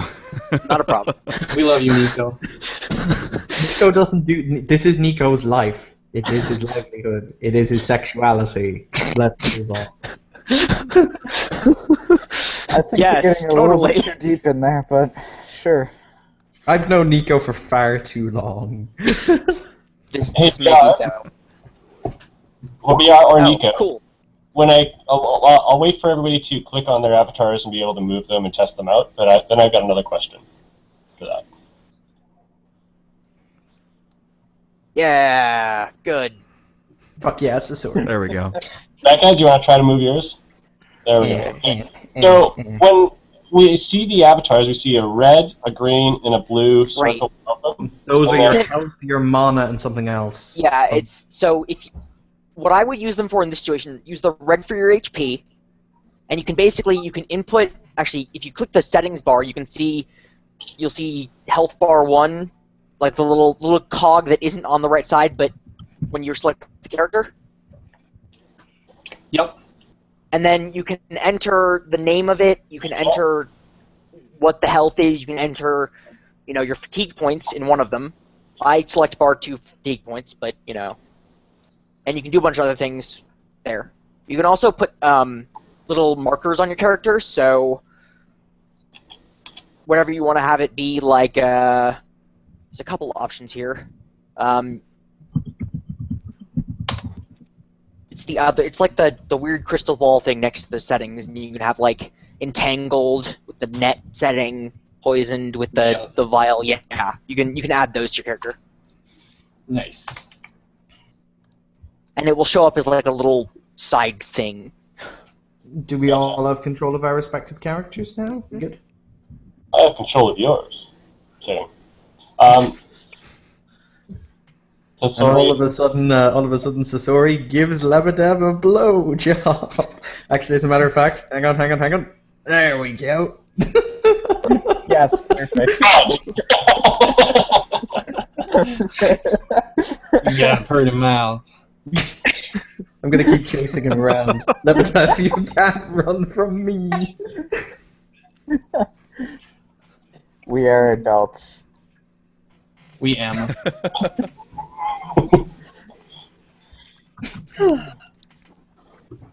Okay. All right. So, I'll describe for you what you see. You're on the bridge deck of the ship right now. A small black Zodiac is pulled up around the bow end, and a group of people have climbed up. For shorthand, those tokens that have a red circle around them are enemies, and yellow means they're friendly. So you also do have friendly Yakuza walking around the ship who are going to help you. So, just a quick question: how do we get rid of the taskbar at the side when we don't want it anymore? The one that has like the cog You for can. the size. There's it's kind of a hidden icon off on the right where you can kind of pan up and down. But if it pops out, click on it, and everything will be hidden. yeah, if you click on the DJ screen right now, I've moused over. There so we you can see. go. There. I'm good. Ah, okay. Nice. I learned things. Things she learns. I feel like we need some combat music. Y'all feel like some combat music? Oh God, we're gonna get some 2 steps in hell up in here. Mm-hmm. Fickle's about to rock. Put random markers on our characters. I don't know why, but I love Alright. the fact that I love the fact that Alex's character has more forehead than any human being should ever have. Apart from Foreheads Dan, are of course, humans who is just God's gift to foreheads. Yeah. And if you zoom into, he's got this really smug look on his face, which I just think befits somebody who has like an IQ 15. Just very, very punchable face.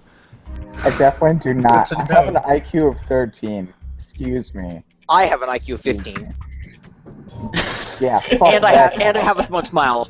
Just let's be clear here. Yeah, Nico, however, your characters in general, we could throw you into the water and you'd die. I think this character can swim actually. Oh shit, I can't. That That's plan another- won't work on me this time. That's another skill I forgot to give Becca that she really should have. Oh, great. Oh no, my armor. I can't swim. My armor's buoyant. I remember. Which I wear all the time when going outside. So I'm just like in a full enclosing reflex. Hey, ballistic. if it helps, I'm about to draw a sword out of a cane. Y'all can go fuck yourselves. No, not another Sword King character, Evan. Good God. It's the only way you get good use of your sword skills in the modern era.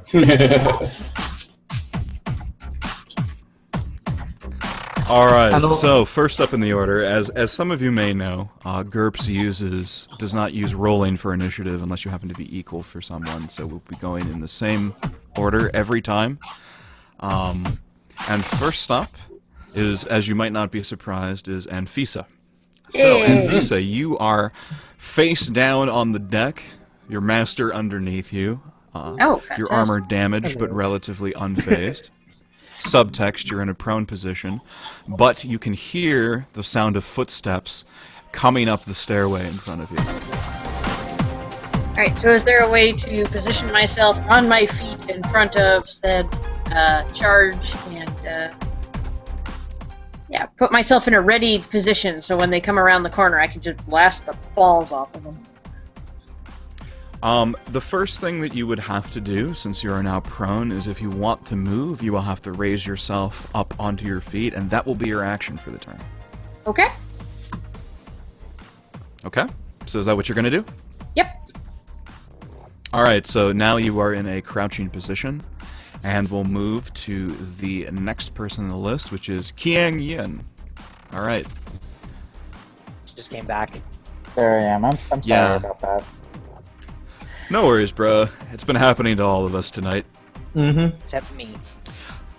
One thing that you might have missed, however, is that it's now your turn in the initiative order. You are standing exactly in the location you see on the deck. You can hear footsteps running towards you. To the right is the origin of the explosion. So, what would you like to do? Alright, well, let me load up the map here. Let's see. Behind me is the explosion. There it is. Alright, what has everybody else done so far? You're the second in the initiative, buddy. Oh, wow. Okay.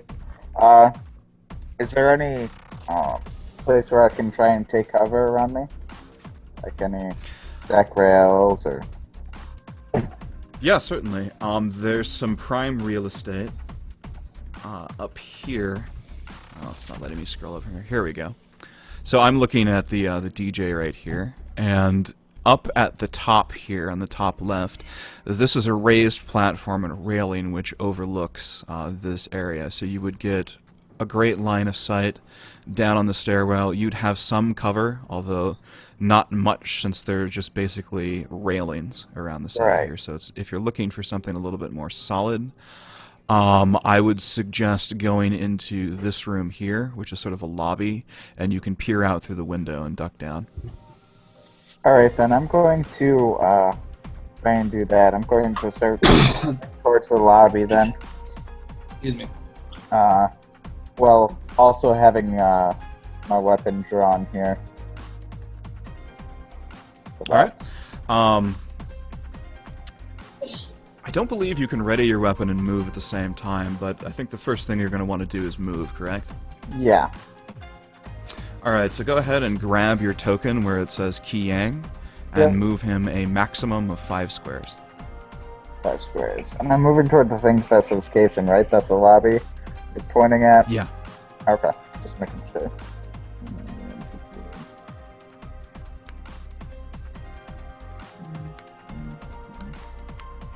I'm just straight up moving over there. Sorry about that. And you'll be able to get inside the room on the next turn and peer out through the doorway here. Alright. Next up is Frederick Mendelssohn. What would you like to do? Wait, that makes no sense. I'm not that fast. Alright, I will... So, this ridge here, like, down there, I don't know how to... I know there's a way to do this.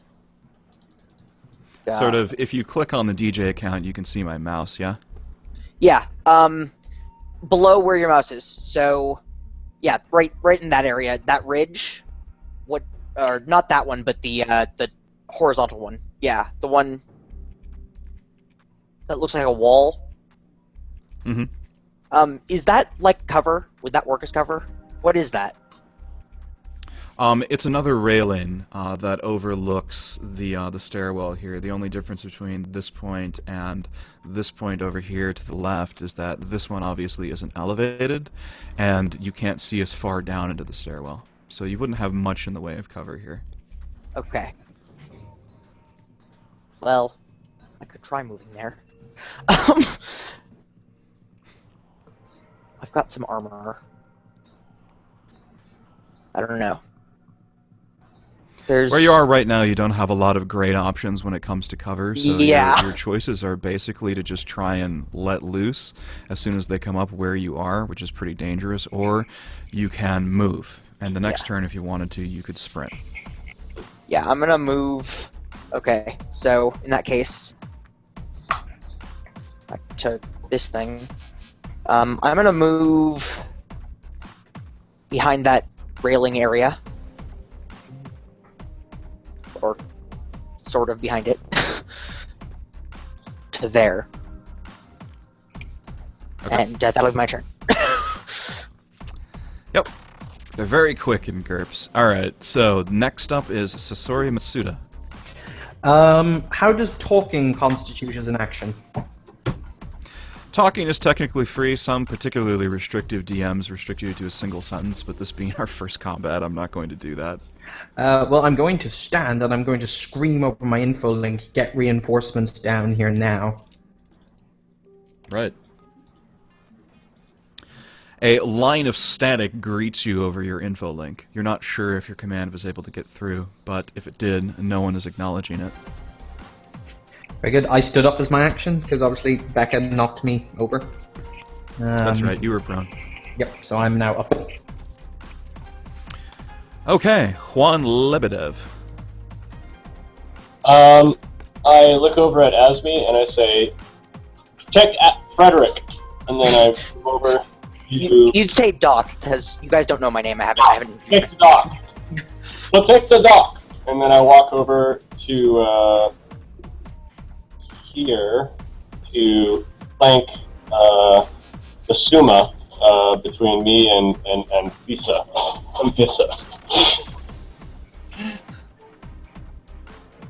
He's not very good at combat, but he's brave.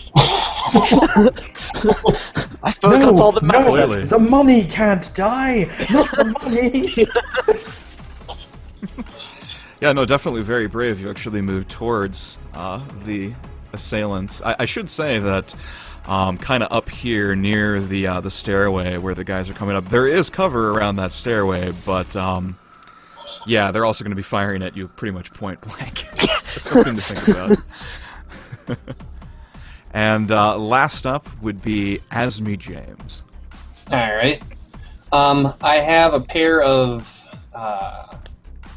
power holsters for a pair of holdout pistols. So I'm just gonna eject them. They allow me to ready them instantly with a fast draw check. Gotcha. So 3d6. Roll. No problem. I got guns. No, wait. You don't even have to make that fast draw check. Don't even have to? Nope. At the Power Hostel TL9, if it detects neural signals that you want to draw, Yep. the weapon is readied instantly. Okay. Wow, so quick draw is a completely useless skill, and I need to redo my sheet. No, Well, you gotta have the you nerve gotta have a impulse. power holster, and it only works on pistols or knives. Fair. Yeah, it says knife, pistol, or ammo. Yep. So you could. It also adds to the TL2 of fast draw. No, okay, Nice. you'd have to. No, okay, that's right. Okay, this is a better. You'd add TL divided by 2 to your fast draw skill. So you don't get you get a bonus then of Yes. 4. Yep, that's what I thought. Okay. That's better. You're still Yep. fine. Yeah. All you're right. Still fine.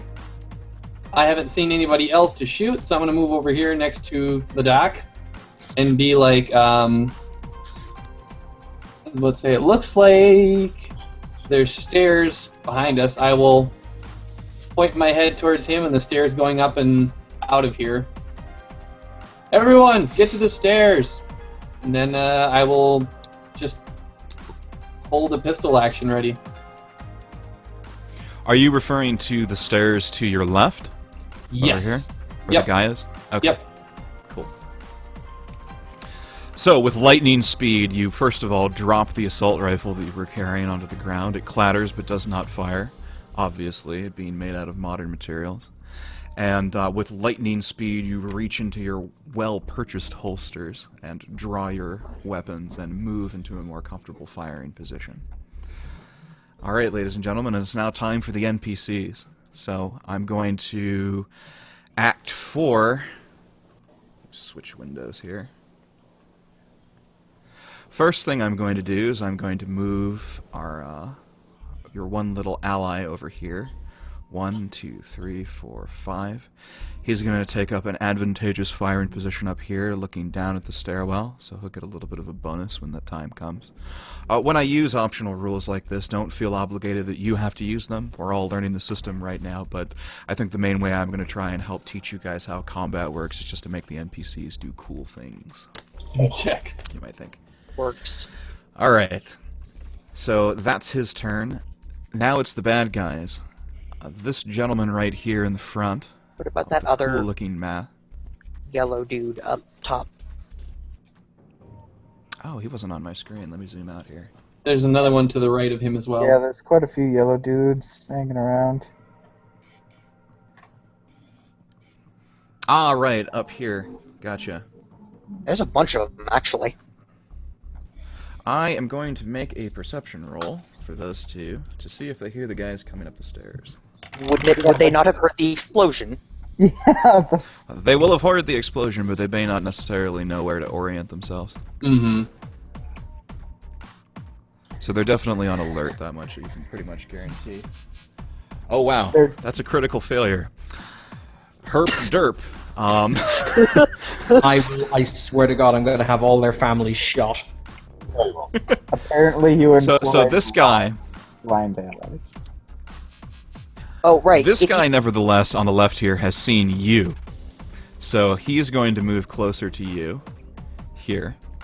Whereas the guy over on the right is actually going to move towards the explosion. Out here to the right. Oh, he's dumb. By the way, if you click and hold on... All of you should know, if you click and hold on any point, you can have a colored expanding thing. Nice. Yeah. Yep. I forgot about how to do that. Good to know. It would have made things easier when I was telling VR where I wanted to go, but then I remembered, so now you know. Yeah, I just remembered it too. There's just going to be like little circles going off all the time now. Alright, so bad guy's turn. Now, the dude in the front here spots and Fisa. And he's going to be a big old jerk and just stand in the way of his companions here, blocking them as he takes what he thinks will be an easy shot. So, let's see what he gets.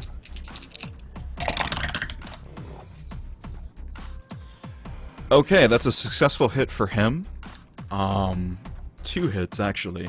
So, now it's your opportunity, Anfisa, to roll for defense. Okay. Probably going to have to be a dodge in this circumstance. Okay.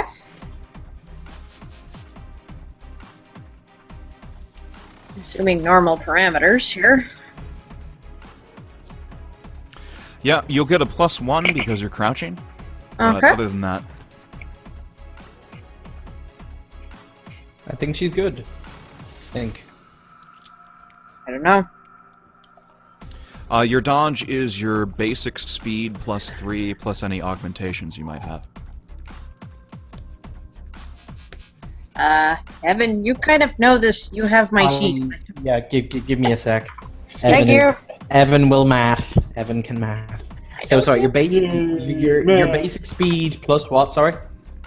Augments. Basic speed +3 plus augments. It looks like she's got 2 bionic legs. Can I assume that gives her, what, like a +2 to speed? It's speed. a +1 speed. Okay. So that's 6 So... plus... Oh, sorry, so that's 6 plus 3, which is 9 plus 1, which is 10 plus 1 for incidental, so that's 12. Or 11, rather. 11, okay. So, one attack hits you, the other does not. Okay. Gonna roll for damage here.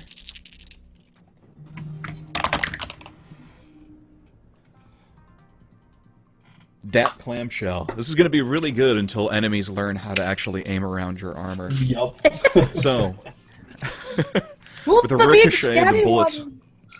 Oh, anyway. It did, for the record, it did 4, 6, 9, 12 points of damage, and you reduced 30. Oh my god. Our armor, Yes. our armor is made of fucking wind. Mine would have actually... You basically reduced need it armor to exactly survive. 0. Yeah. Yep. Yeah. Yeah.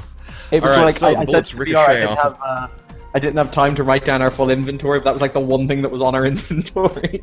Clamshell armor. Totally. It only covers the torso, so eventually enemies are going to start aiming for the head, which is not going to be fun, but not this adventure. You're all set for now. So the bullets ricochet your armor and clatter as they rebound off the deck uselessly. Next up is going to be the guy in the shades here. He is going to attempt to move and attack. 1, 2, 3, 4, 5. He is going to take a shot at Sasori. God damn son of a bitch! Can I attempt to shield Sasori? Let's. Don't do that. Well, let's My see armor whether can or not probably it take hits it if it first. hits me, because I have the same funky armor, Novo stuff. You're wearing clamshell This guy armor? is a This guy is a terrible aim, and the bullets whiz past your ear.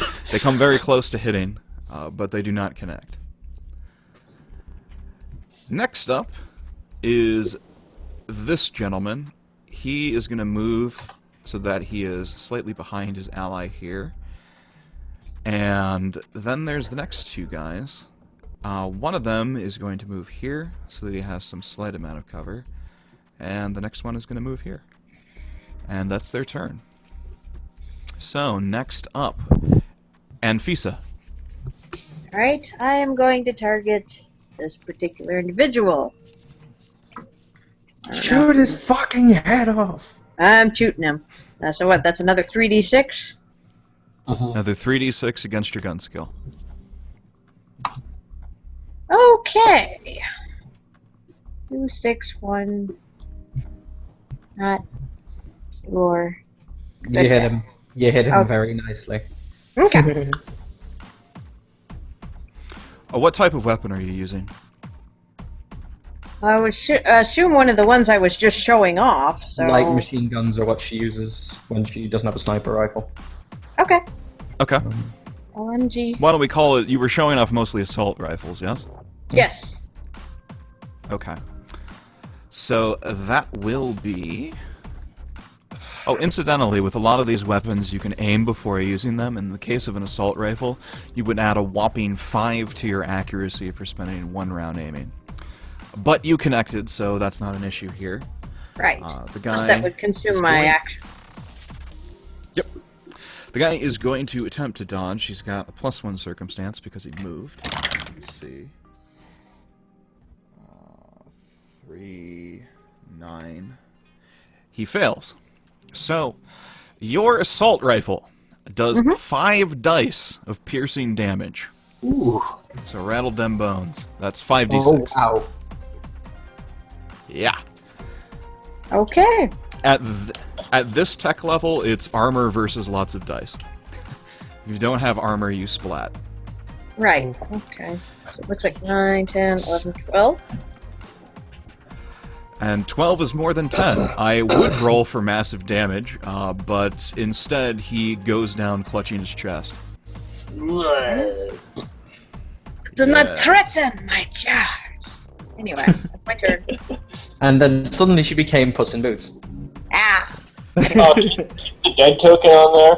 Yeah. I'm sorry, what?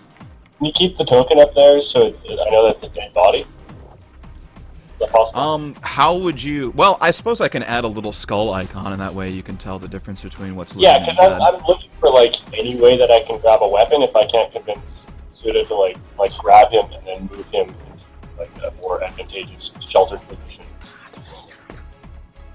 Sure. I've got- I don't know if you can see that little icon there now. Okay.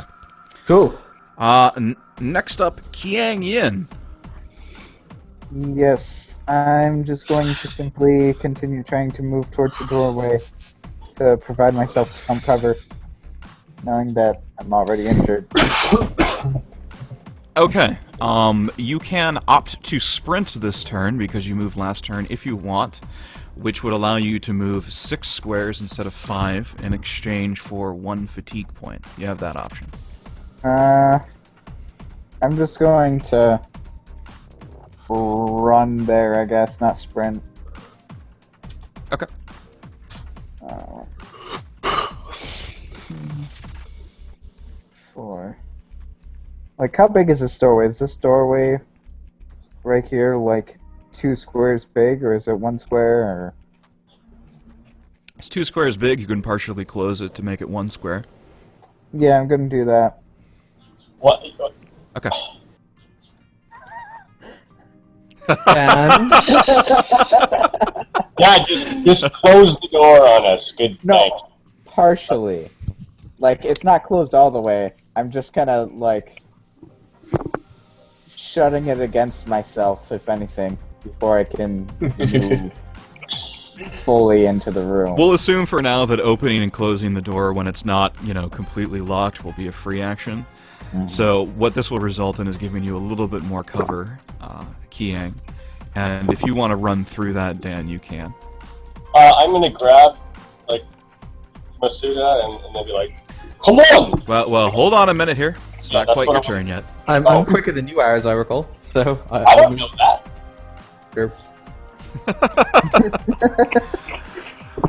Well, whether you know it or not, Sasori is up. Oh no, excuse me. Frederick is up next, or Doc. Doc is up next. All right. So, Doc is going to pull out.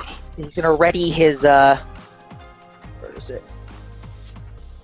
Going to ready his needle pistol, his needler. That's Do we basically have his- weapons on us? Are we allowed to, BR? I thought they took all the weapons from us when we got on the ship. I work here. he Oh. does. Okay, I'm the only one weaponless. Okay. I smuggled them in. Well, I knew you had a weapon. But, yeah. Okay. It's like, yeah, I work here. Fair enough. And as a doctor, you never know when you're going to have to fill a patient full of nails. Well, Just out of ironically, I have, since this is a needler, I have a bunch of so the sleeping poison from Ultratech. I think that's where it is. No, Ooh. and I have a bunch of them full of that. So it holds Cool. a drug dart, holding 1 dose of any injectable biochemical poison. Definitely pull up the mechanics for that if you haven't already, because I I'll have. be relying on you. Yeah, Okay, great. it's basically if I hit, the victim rolls like somehow it rolls like HT minus 6, and failure results in the subject becoming drowsy. Well, failure by 5 or more results in unconsciousness. Okay. Okay, well, we'll get to that when you fire at someone, Yeah. but that's really cool. Super I cool. also have And nerve suits your poison character, ones, but they're not too. loaded. That liking your sounded character oddly more and more. orgasmic. I love it. I love it. All right, next up is Juan Lebedev. Come on, Masuda. And then he grabs him and then tries to drag him with him, running. So, Evan, are you complying? Or? Oh yeah, I'm quite happy to be dragged. Okay. Okay, so you're not resisting. No. we're both no. right? Yep, because I think you and I have are of an order with one another, aren't we? So yeah, we'll both peg it for the door. Also, you all have TL or TL9 weapons. FYI, give a +1 to all their accuracies because they have HUDs built in. BR, can we make it to into the door? Or was it just movement 5, or what do we get for sprinting? We weren't Well, moving this last being turn. GURPS, I'm guessing there are all kinds of special rules for dragging. I am not going to bother with any of that crap because it'd slow things down too much. So instead, make a strength roll. 1, 2, 3. Okay. Roll. Yep, it's under 10. So. All right, I'll let you drag. You can move 4 and you can drag Sasori 4. 1, 2, 3, 4. And Evan just moved Yep. Hang on. 1, 2, 3, 4. There we are. Okay. Alright, I guess that's our action. Sasori, you're up. Woot. With that in mind, seeing the others are advancing up the whatchamacallit, the canal or the entrance way, I'm gonna basically take another nicety here, and I'm gonna shove Juan through the door and follow him through. Okay. Thank you. All right. Roll strength. That's because of my bionic arm and the slight thing of my powered exoskeleton under my clothing. That is major successes. I succeed massively. Move yourself a square down from Chiang and consider yourself prone, unless you want to try and dodge. Oh. So I'm guessing you don't. Okay. Alrighty. And last up, Asmi. You're not going to come in here too, Evan? I can't. I'll come in next turn. Okay.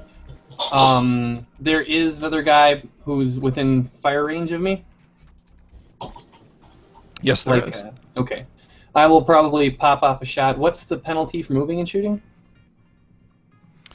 1 moment. I'm sure this is on my handy. You're not. You moved last turn. Don't have any penalty.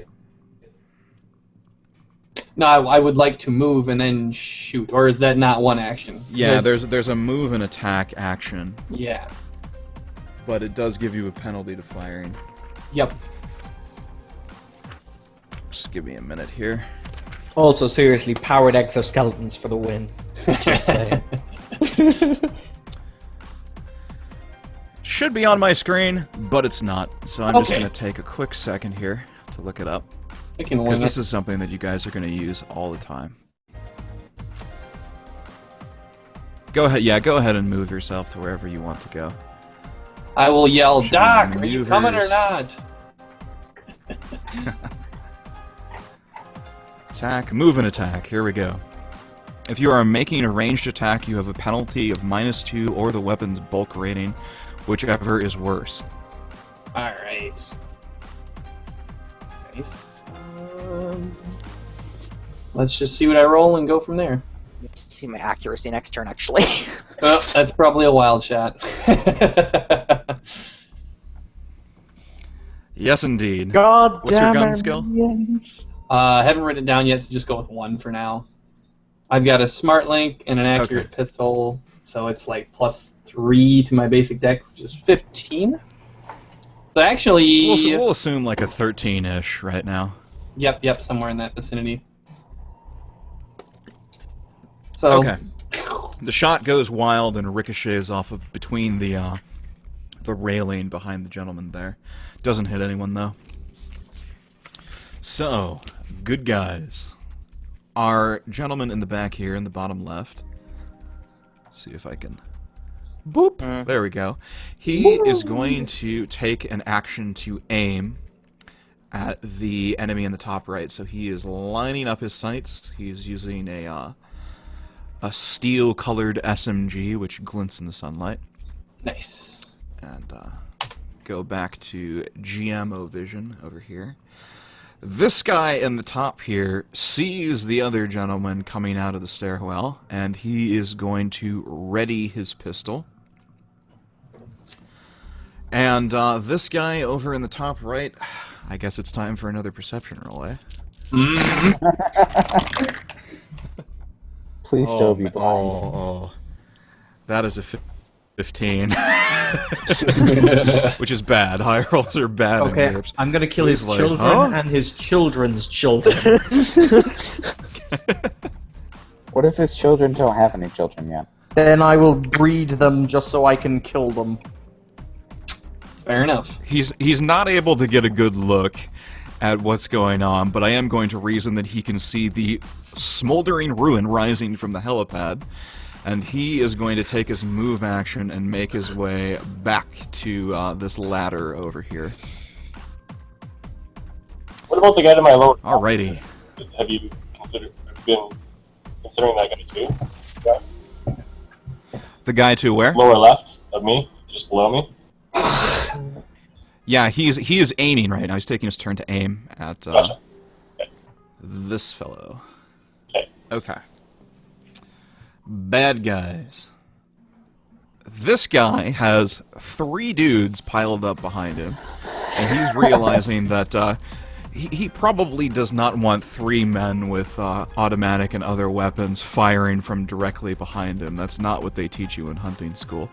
So, It's not shit. I Yeah. failed all my classes. Sorry. so he is going to move. Let's just make it just a regular move. 1, 2, 3, 4, 5.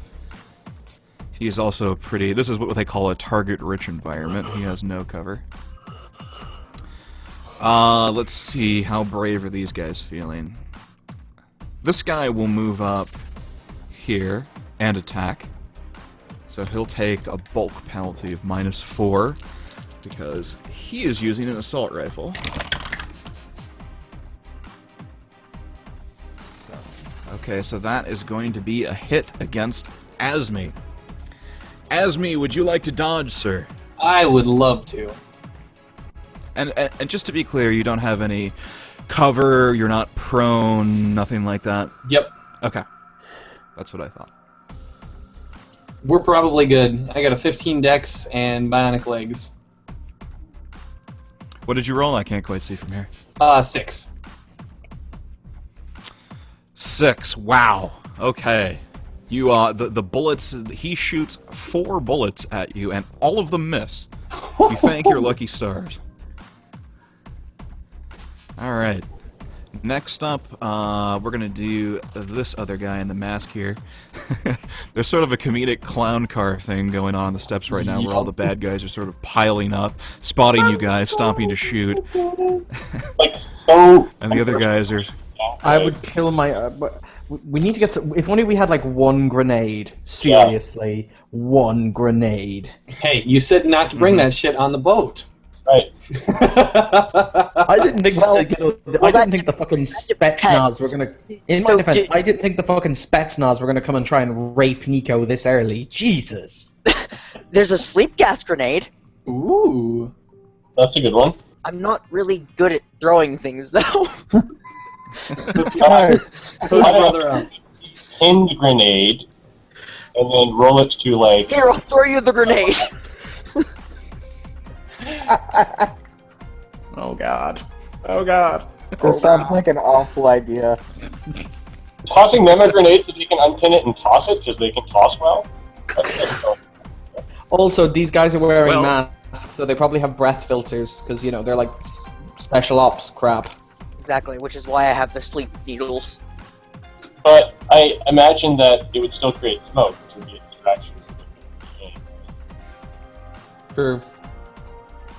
If you're asking me what I don't think tossing the grenade to somebody else who can throw it is a good idea because you still rely on your accuracy for the first I throw. know. I'm not So gonna you use a grenade. basically double like, your. I don't have it ready. So I can't use it. Right. Okay. So this guy is gonna get here and is gonna be like, oh geez, I don't really have a clear shot on anybody. So he is just going to stop. Then finally there's this guy, he's looking a little less brave, a little more timidly. He's the last one to make his way up the stairs here. And actually, he is going to... he's going to take aim at Chiang, even though he doesn't have a very clear shot. So he's taking the aim action, and that will be the end of his turn. So we are back up at the top of the initiative order with Anfisa. Now, Anfisa, if you have any skill like, say, for example, soldier or armorer, let me check your sheet real quick because Evan sent me a copy of That's it. fine. Should Did have you want your soldier. last NPC to revert back to his previous position because he kind of moved himself back? Oh, let me see here. He kind of chickened out and went back. Yeah, no, I changed my mind as I was moving Okay. him. So yeah, I wanted that to happen. Okay. Okay. So it doesn't look like you have soldier, but I would recommend picking that up at some point, because it seems like the sort of thing that your character would have, yeah? Mm-hmm. In the meantime, we're going to roll it untrained, which is soldier IQ -5. So go ahead and roll 3d6. Okay. Looks like I've got 7, 8, 9. And your IQ, in this case, your effective IQ would be 5, so you do not succeed. Nope. Okay. So, the most I can give you in terms of a description of these guys is that they're in wet gear. They're in the kind of gear that you would expect to sort of buy. The kind of stuff that they're wearing is fairly readily available. It doesn't strike you as hardcore military tech, but they are prepared for combat, clearly. Okay. Okay, so what would you like to do? Is it possible to take a shot at this guy? Alrighty, rattled them bones. Okay. 5, 5, and 3. Ooh, 13 total. Take a look here. So You still hit. have... Yeah, your rifle is... Your gunner is 15, your rifle is 15, your light machine gun is 15. So you hit, but only once. So go ahead and roll 5d6. Okay, that's all I want. Looks like 5, 8, 11, 17, and 19. Fuck. Jeez. Okay. That guy had a day before So you the- moved it. Well, he still has the opportunity to dodge, and he is wearing armor, so let's see what happens to that. But you said it was 19 damage, correct? That's correct. Okay. No, he is a slow NPC, so he does not dodge, and you can see little drips of deep red blood seep out of the corners of his armor, but he's still standing. He was a groan in agony, however. Alright. Kyung Yin, you're up. Yay. I'm just gonna take a dive for underneath the window. Maybe not dive, but I'm definitely gonna go try and go, crouch underneath the window for, cover. Okay, Which I crouching believe is is- free. Is there anything else you want to do? Can I ready my weapon at all, or can I still not do that? Because, it's still a move action. Oh, you can do... If you're crouching, that's free, so you can take your action to ready if you'd like. Okay, well, I am moving towards the window, so... Okay. So you're going to move as well, like a couple of blocks up? Yeah, I'm just moving to here. Okay. How do you have a weapon? I'm just curious. Oh yeah, that's right. We took away all of our weapons. I guess I don't have a weapon. Didn't you say, Sasori, that you would allow everybody to carry one sidearm? Yes. Yes, I did. Alright. Then Okay. I have a revolver. Yeah. Alright. So obviously you weren't wearing it on you in the bathhouse, but I'm assuming that when you put on your clothes, you took it with you. Yeah. Okay. Well, I never got... So if you're I'm never moving... stripped in the bathhouse anyway, so... Whatever. Right. Well, there you go then. Yeah. So if you're moving, you won't be able to ready your weapon this turn, but you will be able to do it next turn. Alright.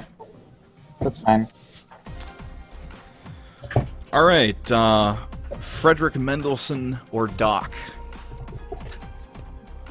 Yes. All right. So which of them looks the least heavily armored?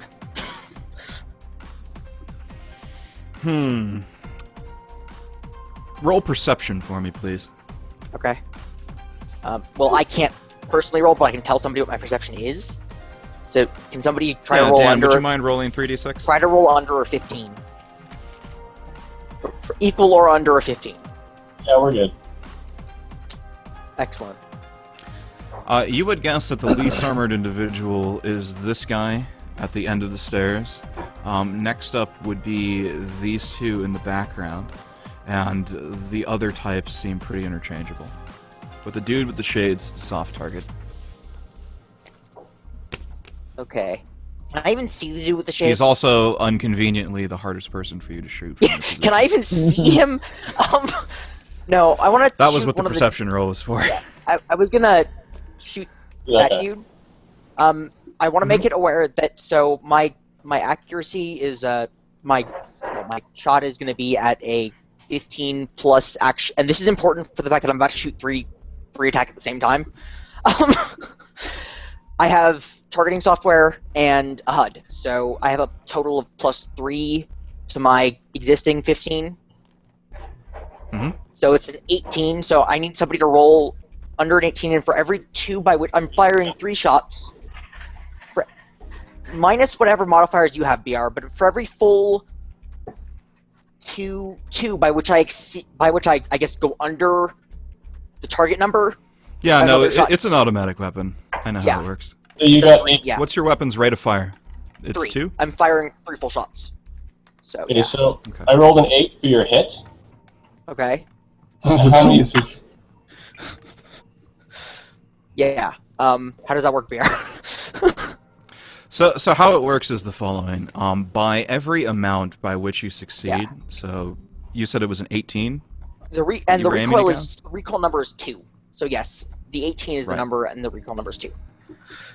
So if you're taking the rapid fire action, which I assume that you are, it's every 2 is the difference between the number that you rolled, which you said was 8, Dan, was it? Yeah, I just rolled an 8 for him. Yep. Okay, so the difference between... So that's 5 additional attacks up to the maximum rate of fire of the weapon, which is 3. Mm-hmm. So you do 3 attacks.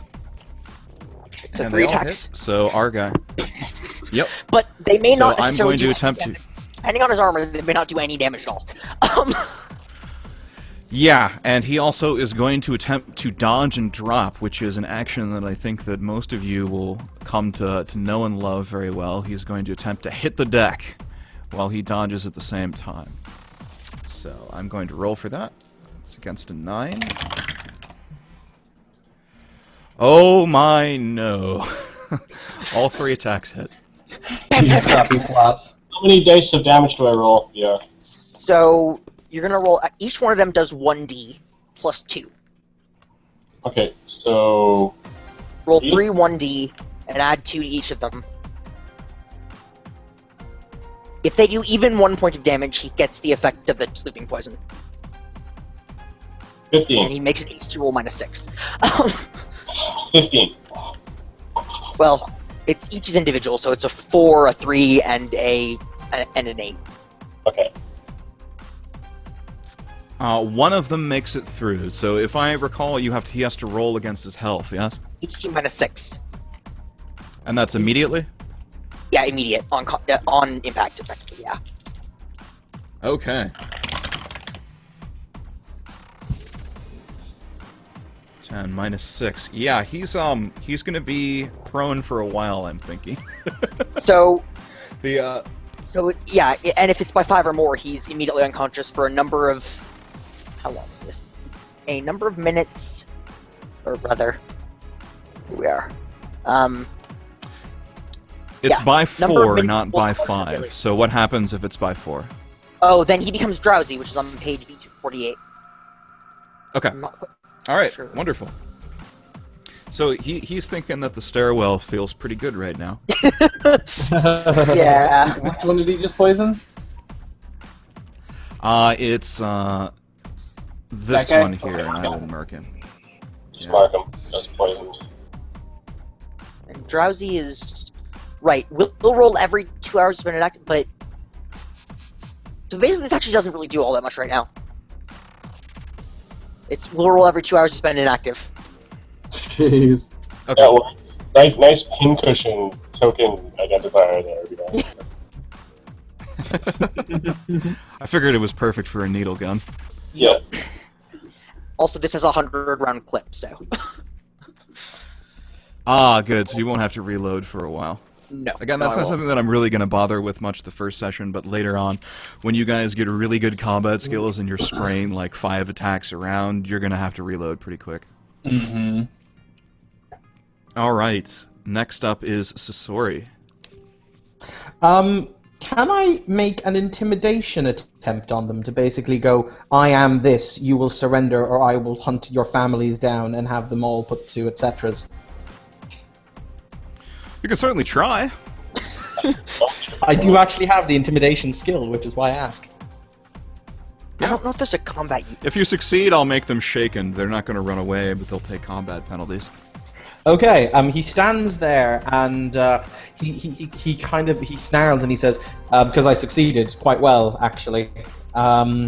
He says, let me do this right. He says, what is the thing? Okie dokie.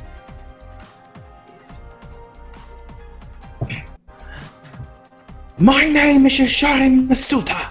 This is my ship. You now own your trifle with. I will make it so that all of you will be rendered, forgotten, and ground to dust! Alright, this guy is going to roll against his will. 1 succeeds. Second one succeeds. Ooh, third one succeeds. Fourth one fails.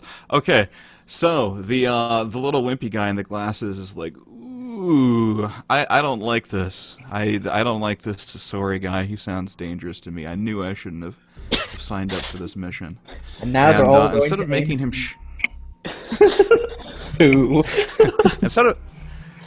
instead of making him shaken, I'm gonna have the cinematic effect of him losing the advantage of his aim previously, which is better, I think. Nice.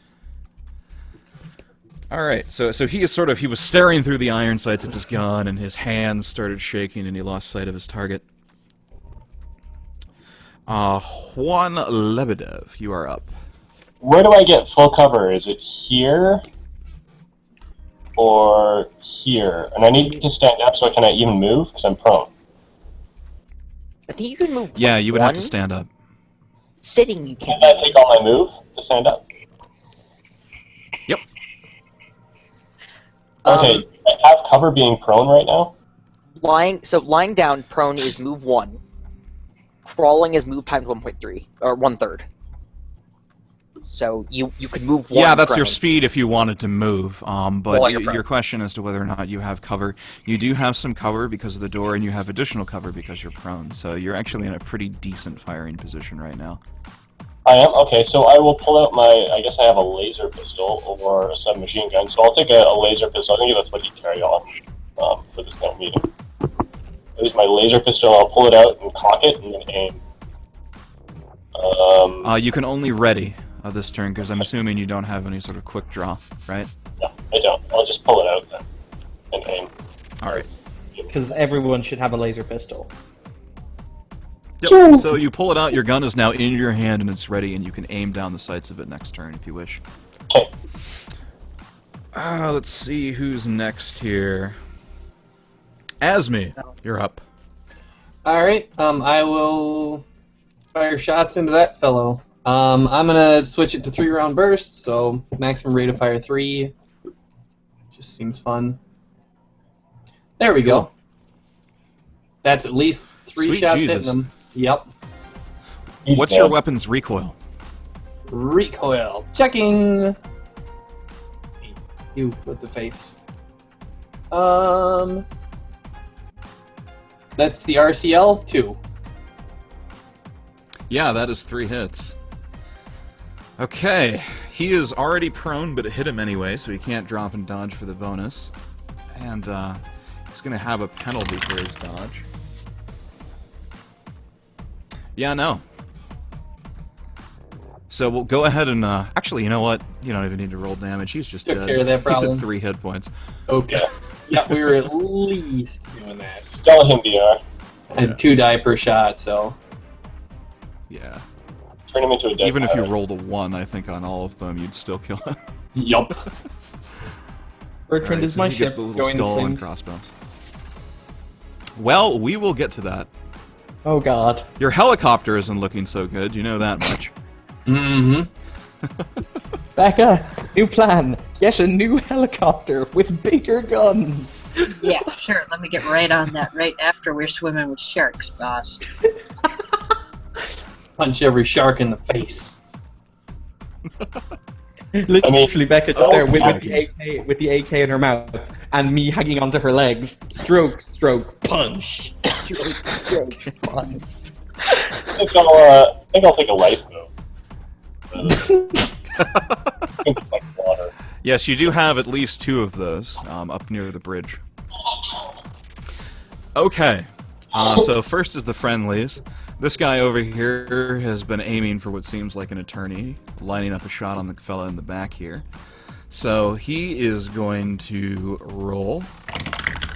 He's using a rifle, and he gets a total of 11, which is going to hit 1 time. He has +1 because he is using his rifle in both hands, and he has, let me measure the distance here. GURPS actually cares about the distance between you and your target, so this guy's that's 11 awesome. meters away. So he would take a -1, which is offset by his breaching bonus. So he hits for 1, and he gets to roll 5d6. I'm gonna need some more dice here, jeez. That is 9, 12, 17, 19. And this is one of the weaker guys. Okay, so that's 17 points of damage, assuming he hits the guy in the back. The guy in the back is going to attempt to drop and dodge once again, which will give him a +3. 8, 14, effective 11, so he fails to dodge. How much does his armor absorb? Okay, so he takes a bullet straight through the side of his right shoulder and exits out the back. However, he is still standing. Becca, remind me to send that employee's family a ham.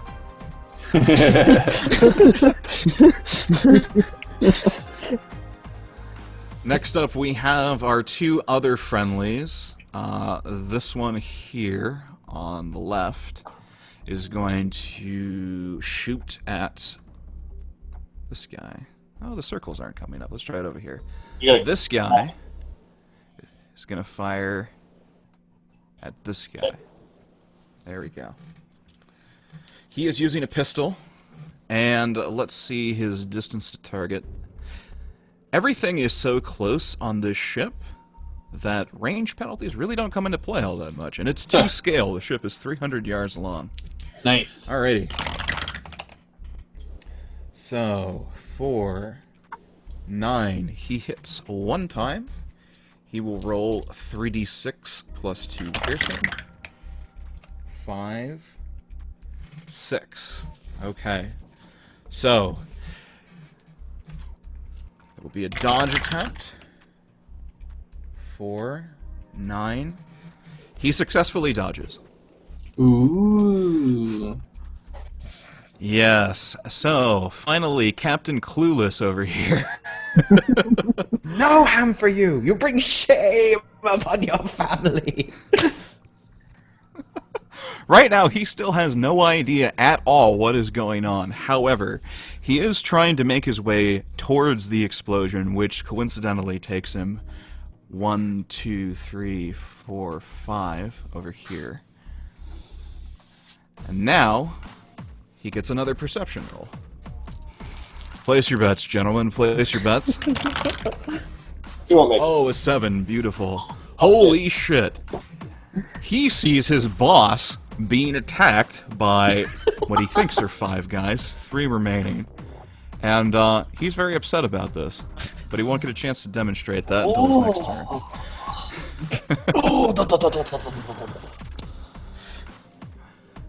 Alright, let's go back over here. We've got wounded bad guy number 1. What would I do if I was him? He doesn't really have anywhere to run, but he's gonna try. I'm gonna roll some dice to see whether or not he trips over the dead body of his comrade. Oh, beautiful. Yeah. Alright. So this guy tries to make his way past the dead body of his friend, and he gets his legs tangled up, and he falls face first down the deck. We're gonna give him a d6 of mashing damage. That's 3. So he takes none of that, but his ego is definitely wounded. You may Next not we have have... to do that because the dude he tried to go over is not dead. He's just drowsy. Good point. Sorry, I got the icon confused over there. So, why don't we roll dodge for the other guy, eh? And he also falls downstairs. Oh. He gets a not dodge, so yeah, he goes with him. Wow, they both fall down the stairs. This is arguably the worst assassination attempt ever. I'm just saying. As long as they're making Three Stooge noises. Incidentally, you guys got them in a much better position than I was expecting. I was going to have them storm the ship while you guys were in the bathhouse, and instead you guys caught them right as they were getting off the Zodiac, so kudos to you for that. I'm stealing that Zodiac. Yeah, totally. It's mine now. So we have two guys left to act. We have Dude in the Shades, who is going to take an aim at Anfisa. Let's see here. He misses. Well And done. finally, there's the fella over here. And he is going to reach onto his belt and pull the pin out of a grenade. Oh crap. Oh crap. Enemy, shoot his hand now! Shoot his What did you hand. say, Dan? Shoot his hand now! Boom! You can actually attempt to do that if you wish, and it would be hilarious because it would catch all three of the other guys in the black. How much of a penalty do you take to shoot the hand? Hi. Let me see here. That's what I'm going to be aiming for. Left hand, yeah, -4. Oh, that's not bad. No, it's not too bad. Okay, well, Anfisa, you are up. Shoot him in the hand! Can I just shoot him in the head so we can drop the grenade on his buddies? Or That drop? works. I'm just gonna shoot him to kill him. Fuck it. Fair enough. Can you Okay. declare shots and like headshots, knee shots? Yep. Declare. Hit him in the You can head! declare groin shots if you'd like. No, we'll go for the headshots. This Shoot is him in the plan. dick! Yeah. No. And you take a special penalty if you get shot in the groin in your mail. Yep. Nah, just go for the head. Or, whoops. His head is armored, so you would gain a wounding modifier for aiming, but it's not as advantageous as it might otherwise be. I am going to try groin shot. But he would probably drop the grenades still, which is what we want to do. Okay, so could I just shoot him to kill him? This is the armored fella in the back, isn't it? Yes, I Okay. will ping him. It's this guy. Yeah, I see him. Yeah, I know where he is. But he's totally armored, so it's not really gonna matter where I shoot him, I guess. So I'm just gonna try and shoot to kill, I guess. In general. Okay, a headshot Legitimate. will do the trick. I mean, if it connects, That's- it takes ×4. Yeah, that'd be solid. 3, 2, 1, so that'll be 6. Oh god. Oh I Jesus. think he's gone. And you're rolling with the assault rifle, right? Is this correct? Yeah, I'm not gonna roll. He's dead. Brain. Well, Brain goes everywhere. enjoy your grenade, friends, around him. Yep. So the bullet erupts through his forehead and a spray of blood mushrooms out of the back. He doesn't even have time to stagger. There's not enough brain left for that. He just face plants forward on the deck of the ship. And you're pretty sure he's dead. I love the Wouldn't it image be of like the blown grenade very casually rolling down, and all of a sudden these guys would hear the kind of a ding, ding, ding, ding, ding, ding, ding, as it hits the Yeah. ground in front of them. And in fact, I'm gonna roll a random d6 to see in what direction the grenade rolls in. Yep. Oh. It rolls off the deck of the ship. Oh. Oh, crap. Right here. Gonna hit the Zodiac. I could, if there was anybody left in there, they might have a bad time. What is a Zodiac exactly? It's a Zodiac, two engines at the back. It's used by Navy SEALs quite often. My Zodiac. yeah, it's basically like a big floating raft with a motor on the backside of it. Yeah. You know, it's made out of plastic and it's filled with air, so it floats. Okay, cool. Nice and quiet, perfect for sea assault. Yeah. Okay, next up, Frederick. It is I, Predator. Or Doc. Wait a second. Don't I go first before Frederick, or Yeah, am I? yeah. I realized I've been doing it wrong this whole time. You guys both have the same speed, but Frederick has a dexterity of 12 and you have a dex of 11, so you will go after him. So I go That's- first. That's all right. I was just curious. It's very close with most of you. Yeah. Which is interesting considering how low my HT is, and that just actually decreases my speed. But it's interesting that I. Yeah. All right. I have a higher dex though, so that I guess that increases it. What am I going to do? Oh, right. So I am going to. Well, there's not really all that many people I can actually do anything to. I'm going to attempt to hit this man in the... Oh, and I found something else out. You can't add more to your attack roll than your accuracy. The accuracy of the weapon. So... okay. But you can, it would still mitigate any other penalty. So if I have like a plus, I have +3. I can't go above a +1 unless there's penalties that would let me. Yeah, I think there are some things that can go above that. Like if you have a scope, I'm pretty sure that goes above. But for like targeting software and HUD, it can't go above the accuracy of the gun. Okay. So you don't even need to aim most turns, I think, right? Yeah, not really. I mean, it's a critical failure is really the only one that can. I mean, no, 15. I don't usually need to aim. Right. So I'm gonna try to shoot this dude with sunglasses. I saw him last turn. Does a 666 automatically fail? Yes. Yes, it 17 does. or 18 automatically fail. Okay, so am I rolling 3d6? Yes, and I'm doing another full 8. first. Yeah. Right. So that if there's any penalties, they're mitigated by 2, and they're trying to roll under 15. Yeah, there are, but like you said, they're mitigated. So that will be a hit. I'm just going to roll his Many dodge. hits though. Because that's 3 attacks. Yeah, I'm just going to roll just to see if it matters. He doesn't even dodge a single one of them. So go ahead and roll your damage for all 3. So, So 3d6 again? 3d6 again, yep. 4, So that's a 664 damage. Oh, that's the lightly armored one. That's right. Okay. So 2 of those hits go through, and he takes a total of 4 damage. Does this have any kind of... Make 2. They're both sleep poison filled. So make 2 HT -6 rolls. Okay. I don't know what happens if you stack drowsy on drowsy, but probably nothing. First one fails, and it has to fail by 5 to get knocked unconscious, right? Yeah. 12, 15... It fails by 5. He's asleep. Has the combat ended? No. There's still 2 guys. guys embarrassingly at the bottom of the stairs being waited to be mopped up at your leisure. One dude just fell unconscious on the stairs. Yeah. Well, he's drowsy and not having a good time. No, I'm talking about the other... Jump in the frickin' Zodiac just as the grenade goes off. Hey, now we have somebody to interrogate. So Yeah, that's sort of the point. Yes, Yep. damn right it is. Needless to say, none of them are leaving the ship alive. I'm going to take them apart piece by piece. Well, unless they all drown. Okay, Kiang, you finally got a clear shot.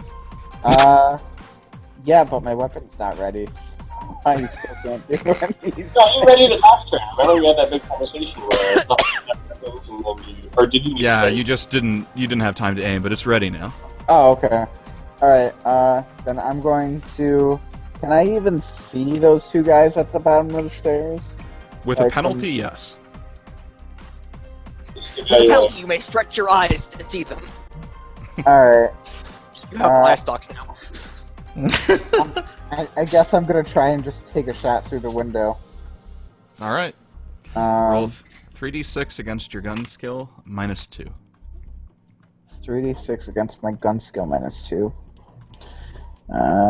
With my revolver, that's 13 minus 2 is 11. Okay. Well done. Yay! I rolled a 7. What's the rate of fire on your revolver? Of what, my accuracy? No. No, it should say ROF. ROF. 3. Okay. Okay, so your effective was 11, and you have a total of 7. So you scored 2 hits. Yay. He's going to attempt to dodge poorly because he's prone at the bottom of the stairs on his face and sleepy. So he's gonna... Oh my no. Okay. Bam! So both of your hits connect. Go ahead and roll damage. Alright, that's It's an 3 awfully dice. small force. 3 dice for each Saying. roll. Hang on, I need to clear. Roll. I've missed what the first one was even. I'm sorry. It's alright, you can roll again. Yeah. The first one hits for 4, 3, 7, 12. And the If I second remember one, right, an army revolver is like piercing plus, right? Like, does it say after PI what? yeah, it's piercing plus. Alright, okay. So that's your first one. Go ahead and roll your second. Yeah. Alright. So. And then, 7. Alright. Well, this guy's going to be at the bottom of the stairs for a long time, because he did. Oh, he did. He did. I like how the ones who are still alive, the one who's still alive is, the ones who are still alive, the least armored of them. Yeah, he's Except got for that one lucky. guy. Okay, who's up next? Sasori Masuda. What even remains becomes the question. One dude. You've just got one guy here. Fuck, why not? You know, let's see if I can do a thing. I quick draw my pistol, I quick draw my sidearm, because I have quick draw. It makes more sense when I'm using it for a katana, because that's more badass, but you know, not in this situation. I You have could no finish him gun. off with your sword. It's the perfect opportunity. Really? If you want, just putting it out there. Oh They'll my also- god, You yes. could probably buy EI techniques for quick draw. Yeah, you know what? I'm gonna draw my sword, and I'm simply gonna walk down and cut the motherfucker's head clean off his bloody shoulders. Okay, so you can move a maximum of 5 this turn, which is not going to put you in range, but if you want, you can call everybody else off and say, this one's mine. You know? Yes, as a matter of fact, that's what I'm going to do. All This right. one's mine. Go ahead As and he move draw- 5 as he- towards your target. As he draws a slightly glowing katana. The green? God damn it, man. Magic katana? No, I thought it's- you had a mono wire, didn't you? I thought that they glowed because the thing about I thought it was electric thing current that runs through them. No, okay, then yes, monowire. In which case, it's just a slightly weird looking katana. That's 5, I do think. Yep, that's 5. Yep. Alrighty. So, after you is Juan and Asmi. Are you both going to allow Sasori to do his thing and just basically delay or aim or what have you? Did I hear him? I was about to say, I will switch my goggle or my eyes to night vision and then just start scanning the rest of the ship Okay. as I move forward. Roll perception vision with a bonus of +2. Not bad. Alright, that's quite good. I am going to expand the Fog of War for you.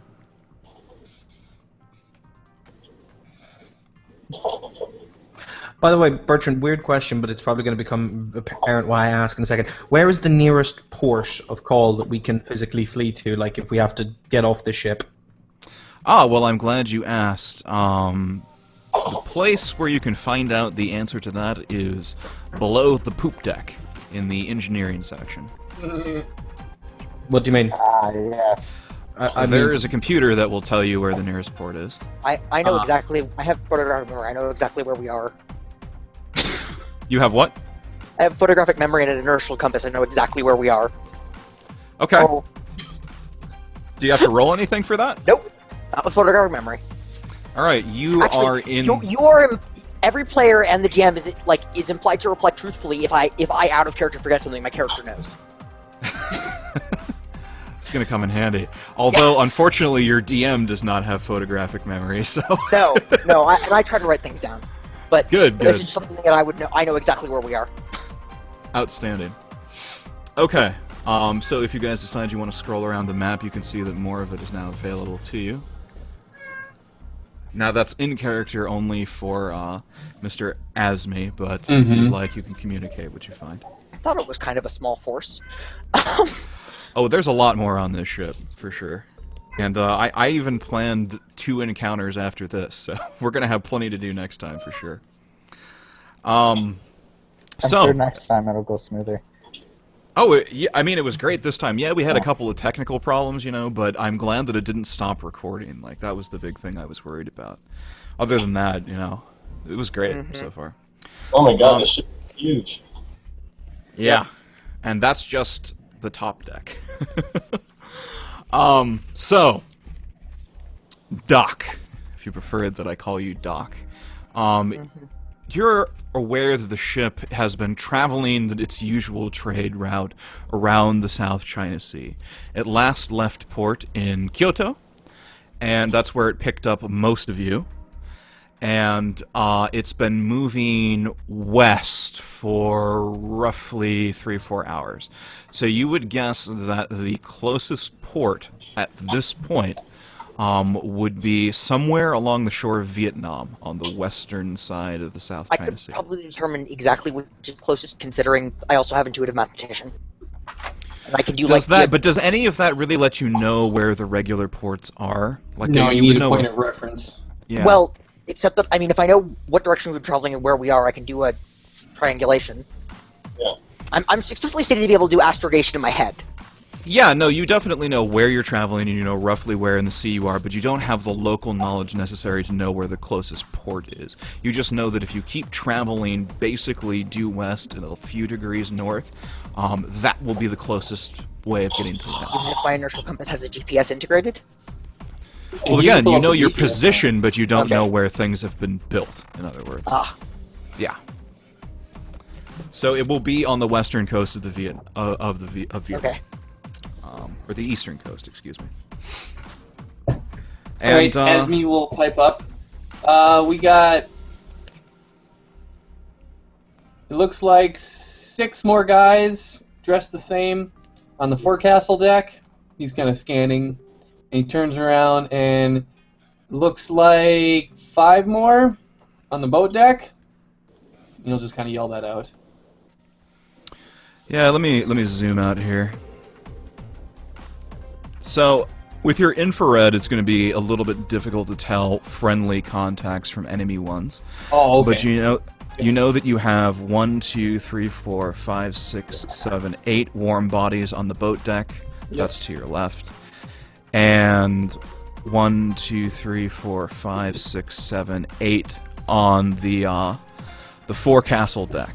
Okay. And that is basically where the explosion took place. That's the forward part of the ship with the bow all the way on the right-hand side.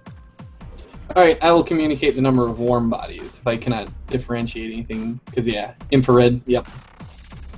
Gotcha. Okay, 8 warm bodies up front, 8 warm bodies up back. So, are the rest of you going to allow Sasori to get his revenge? Yep. Yes. Alright. Evan, go ahead and move yourself next to the prone fellow. He is going to roll against your intimidation. We'll do a quick contest, so roll your intimidation first. Yes.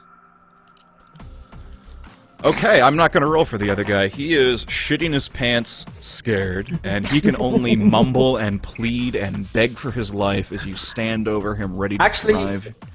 Before Shisori does, because he's in such a pathetic state, he's going to say, "Who do you work for?"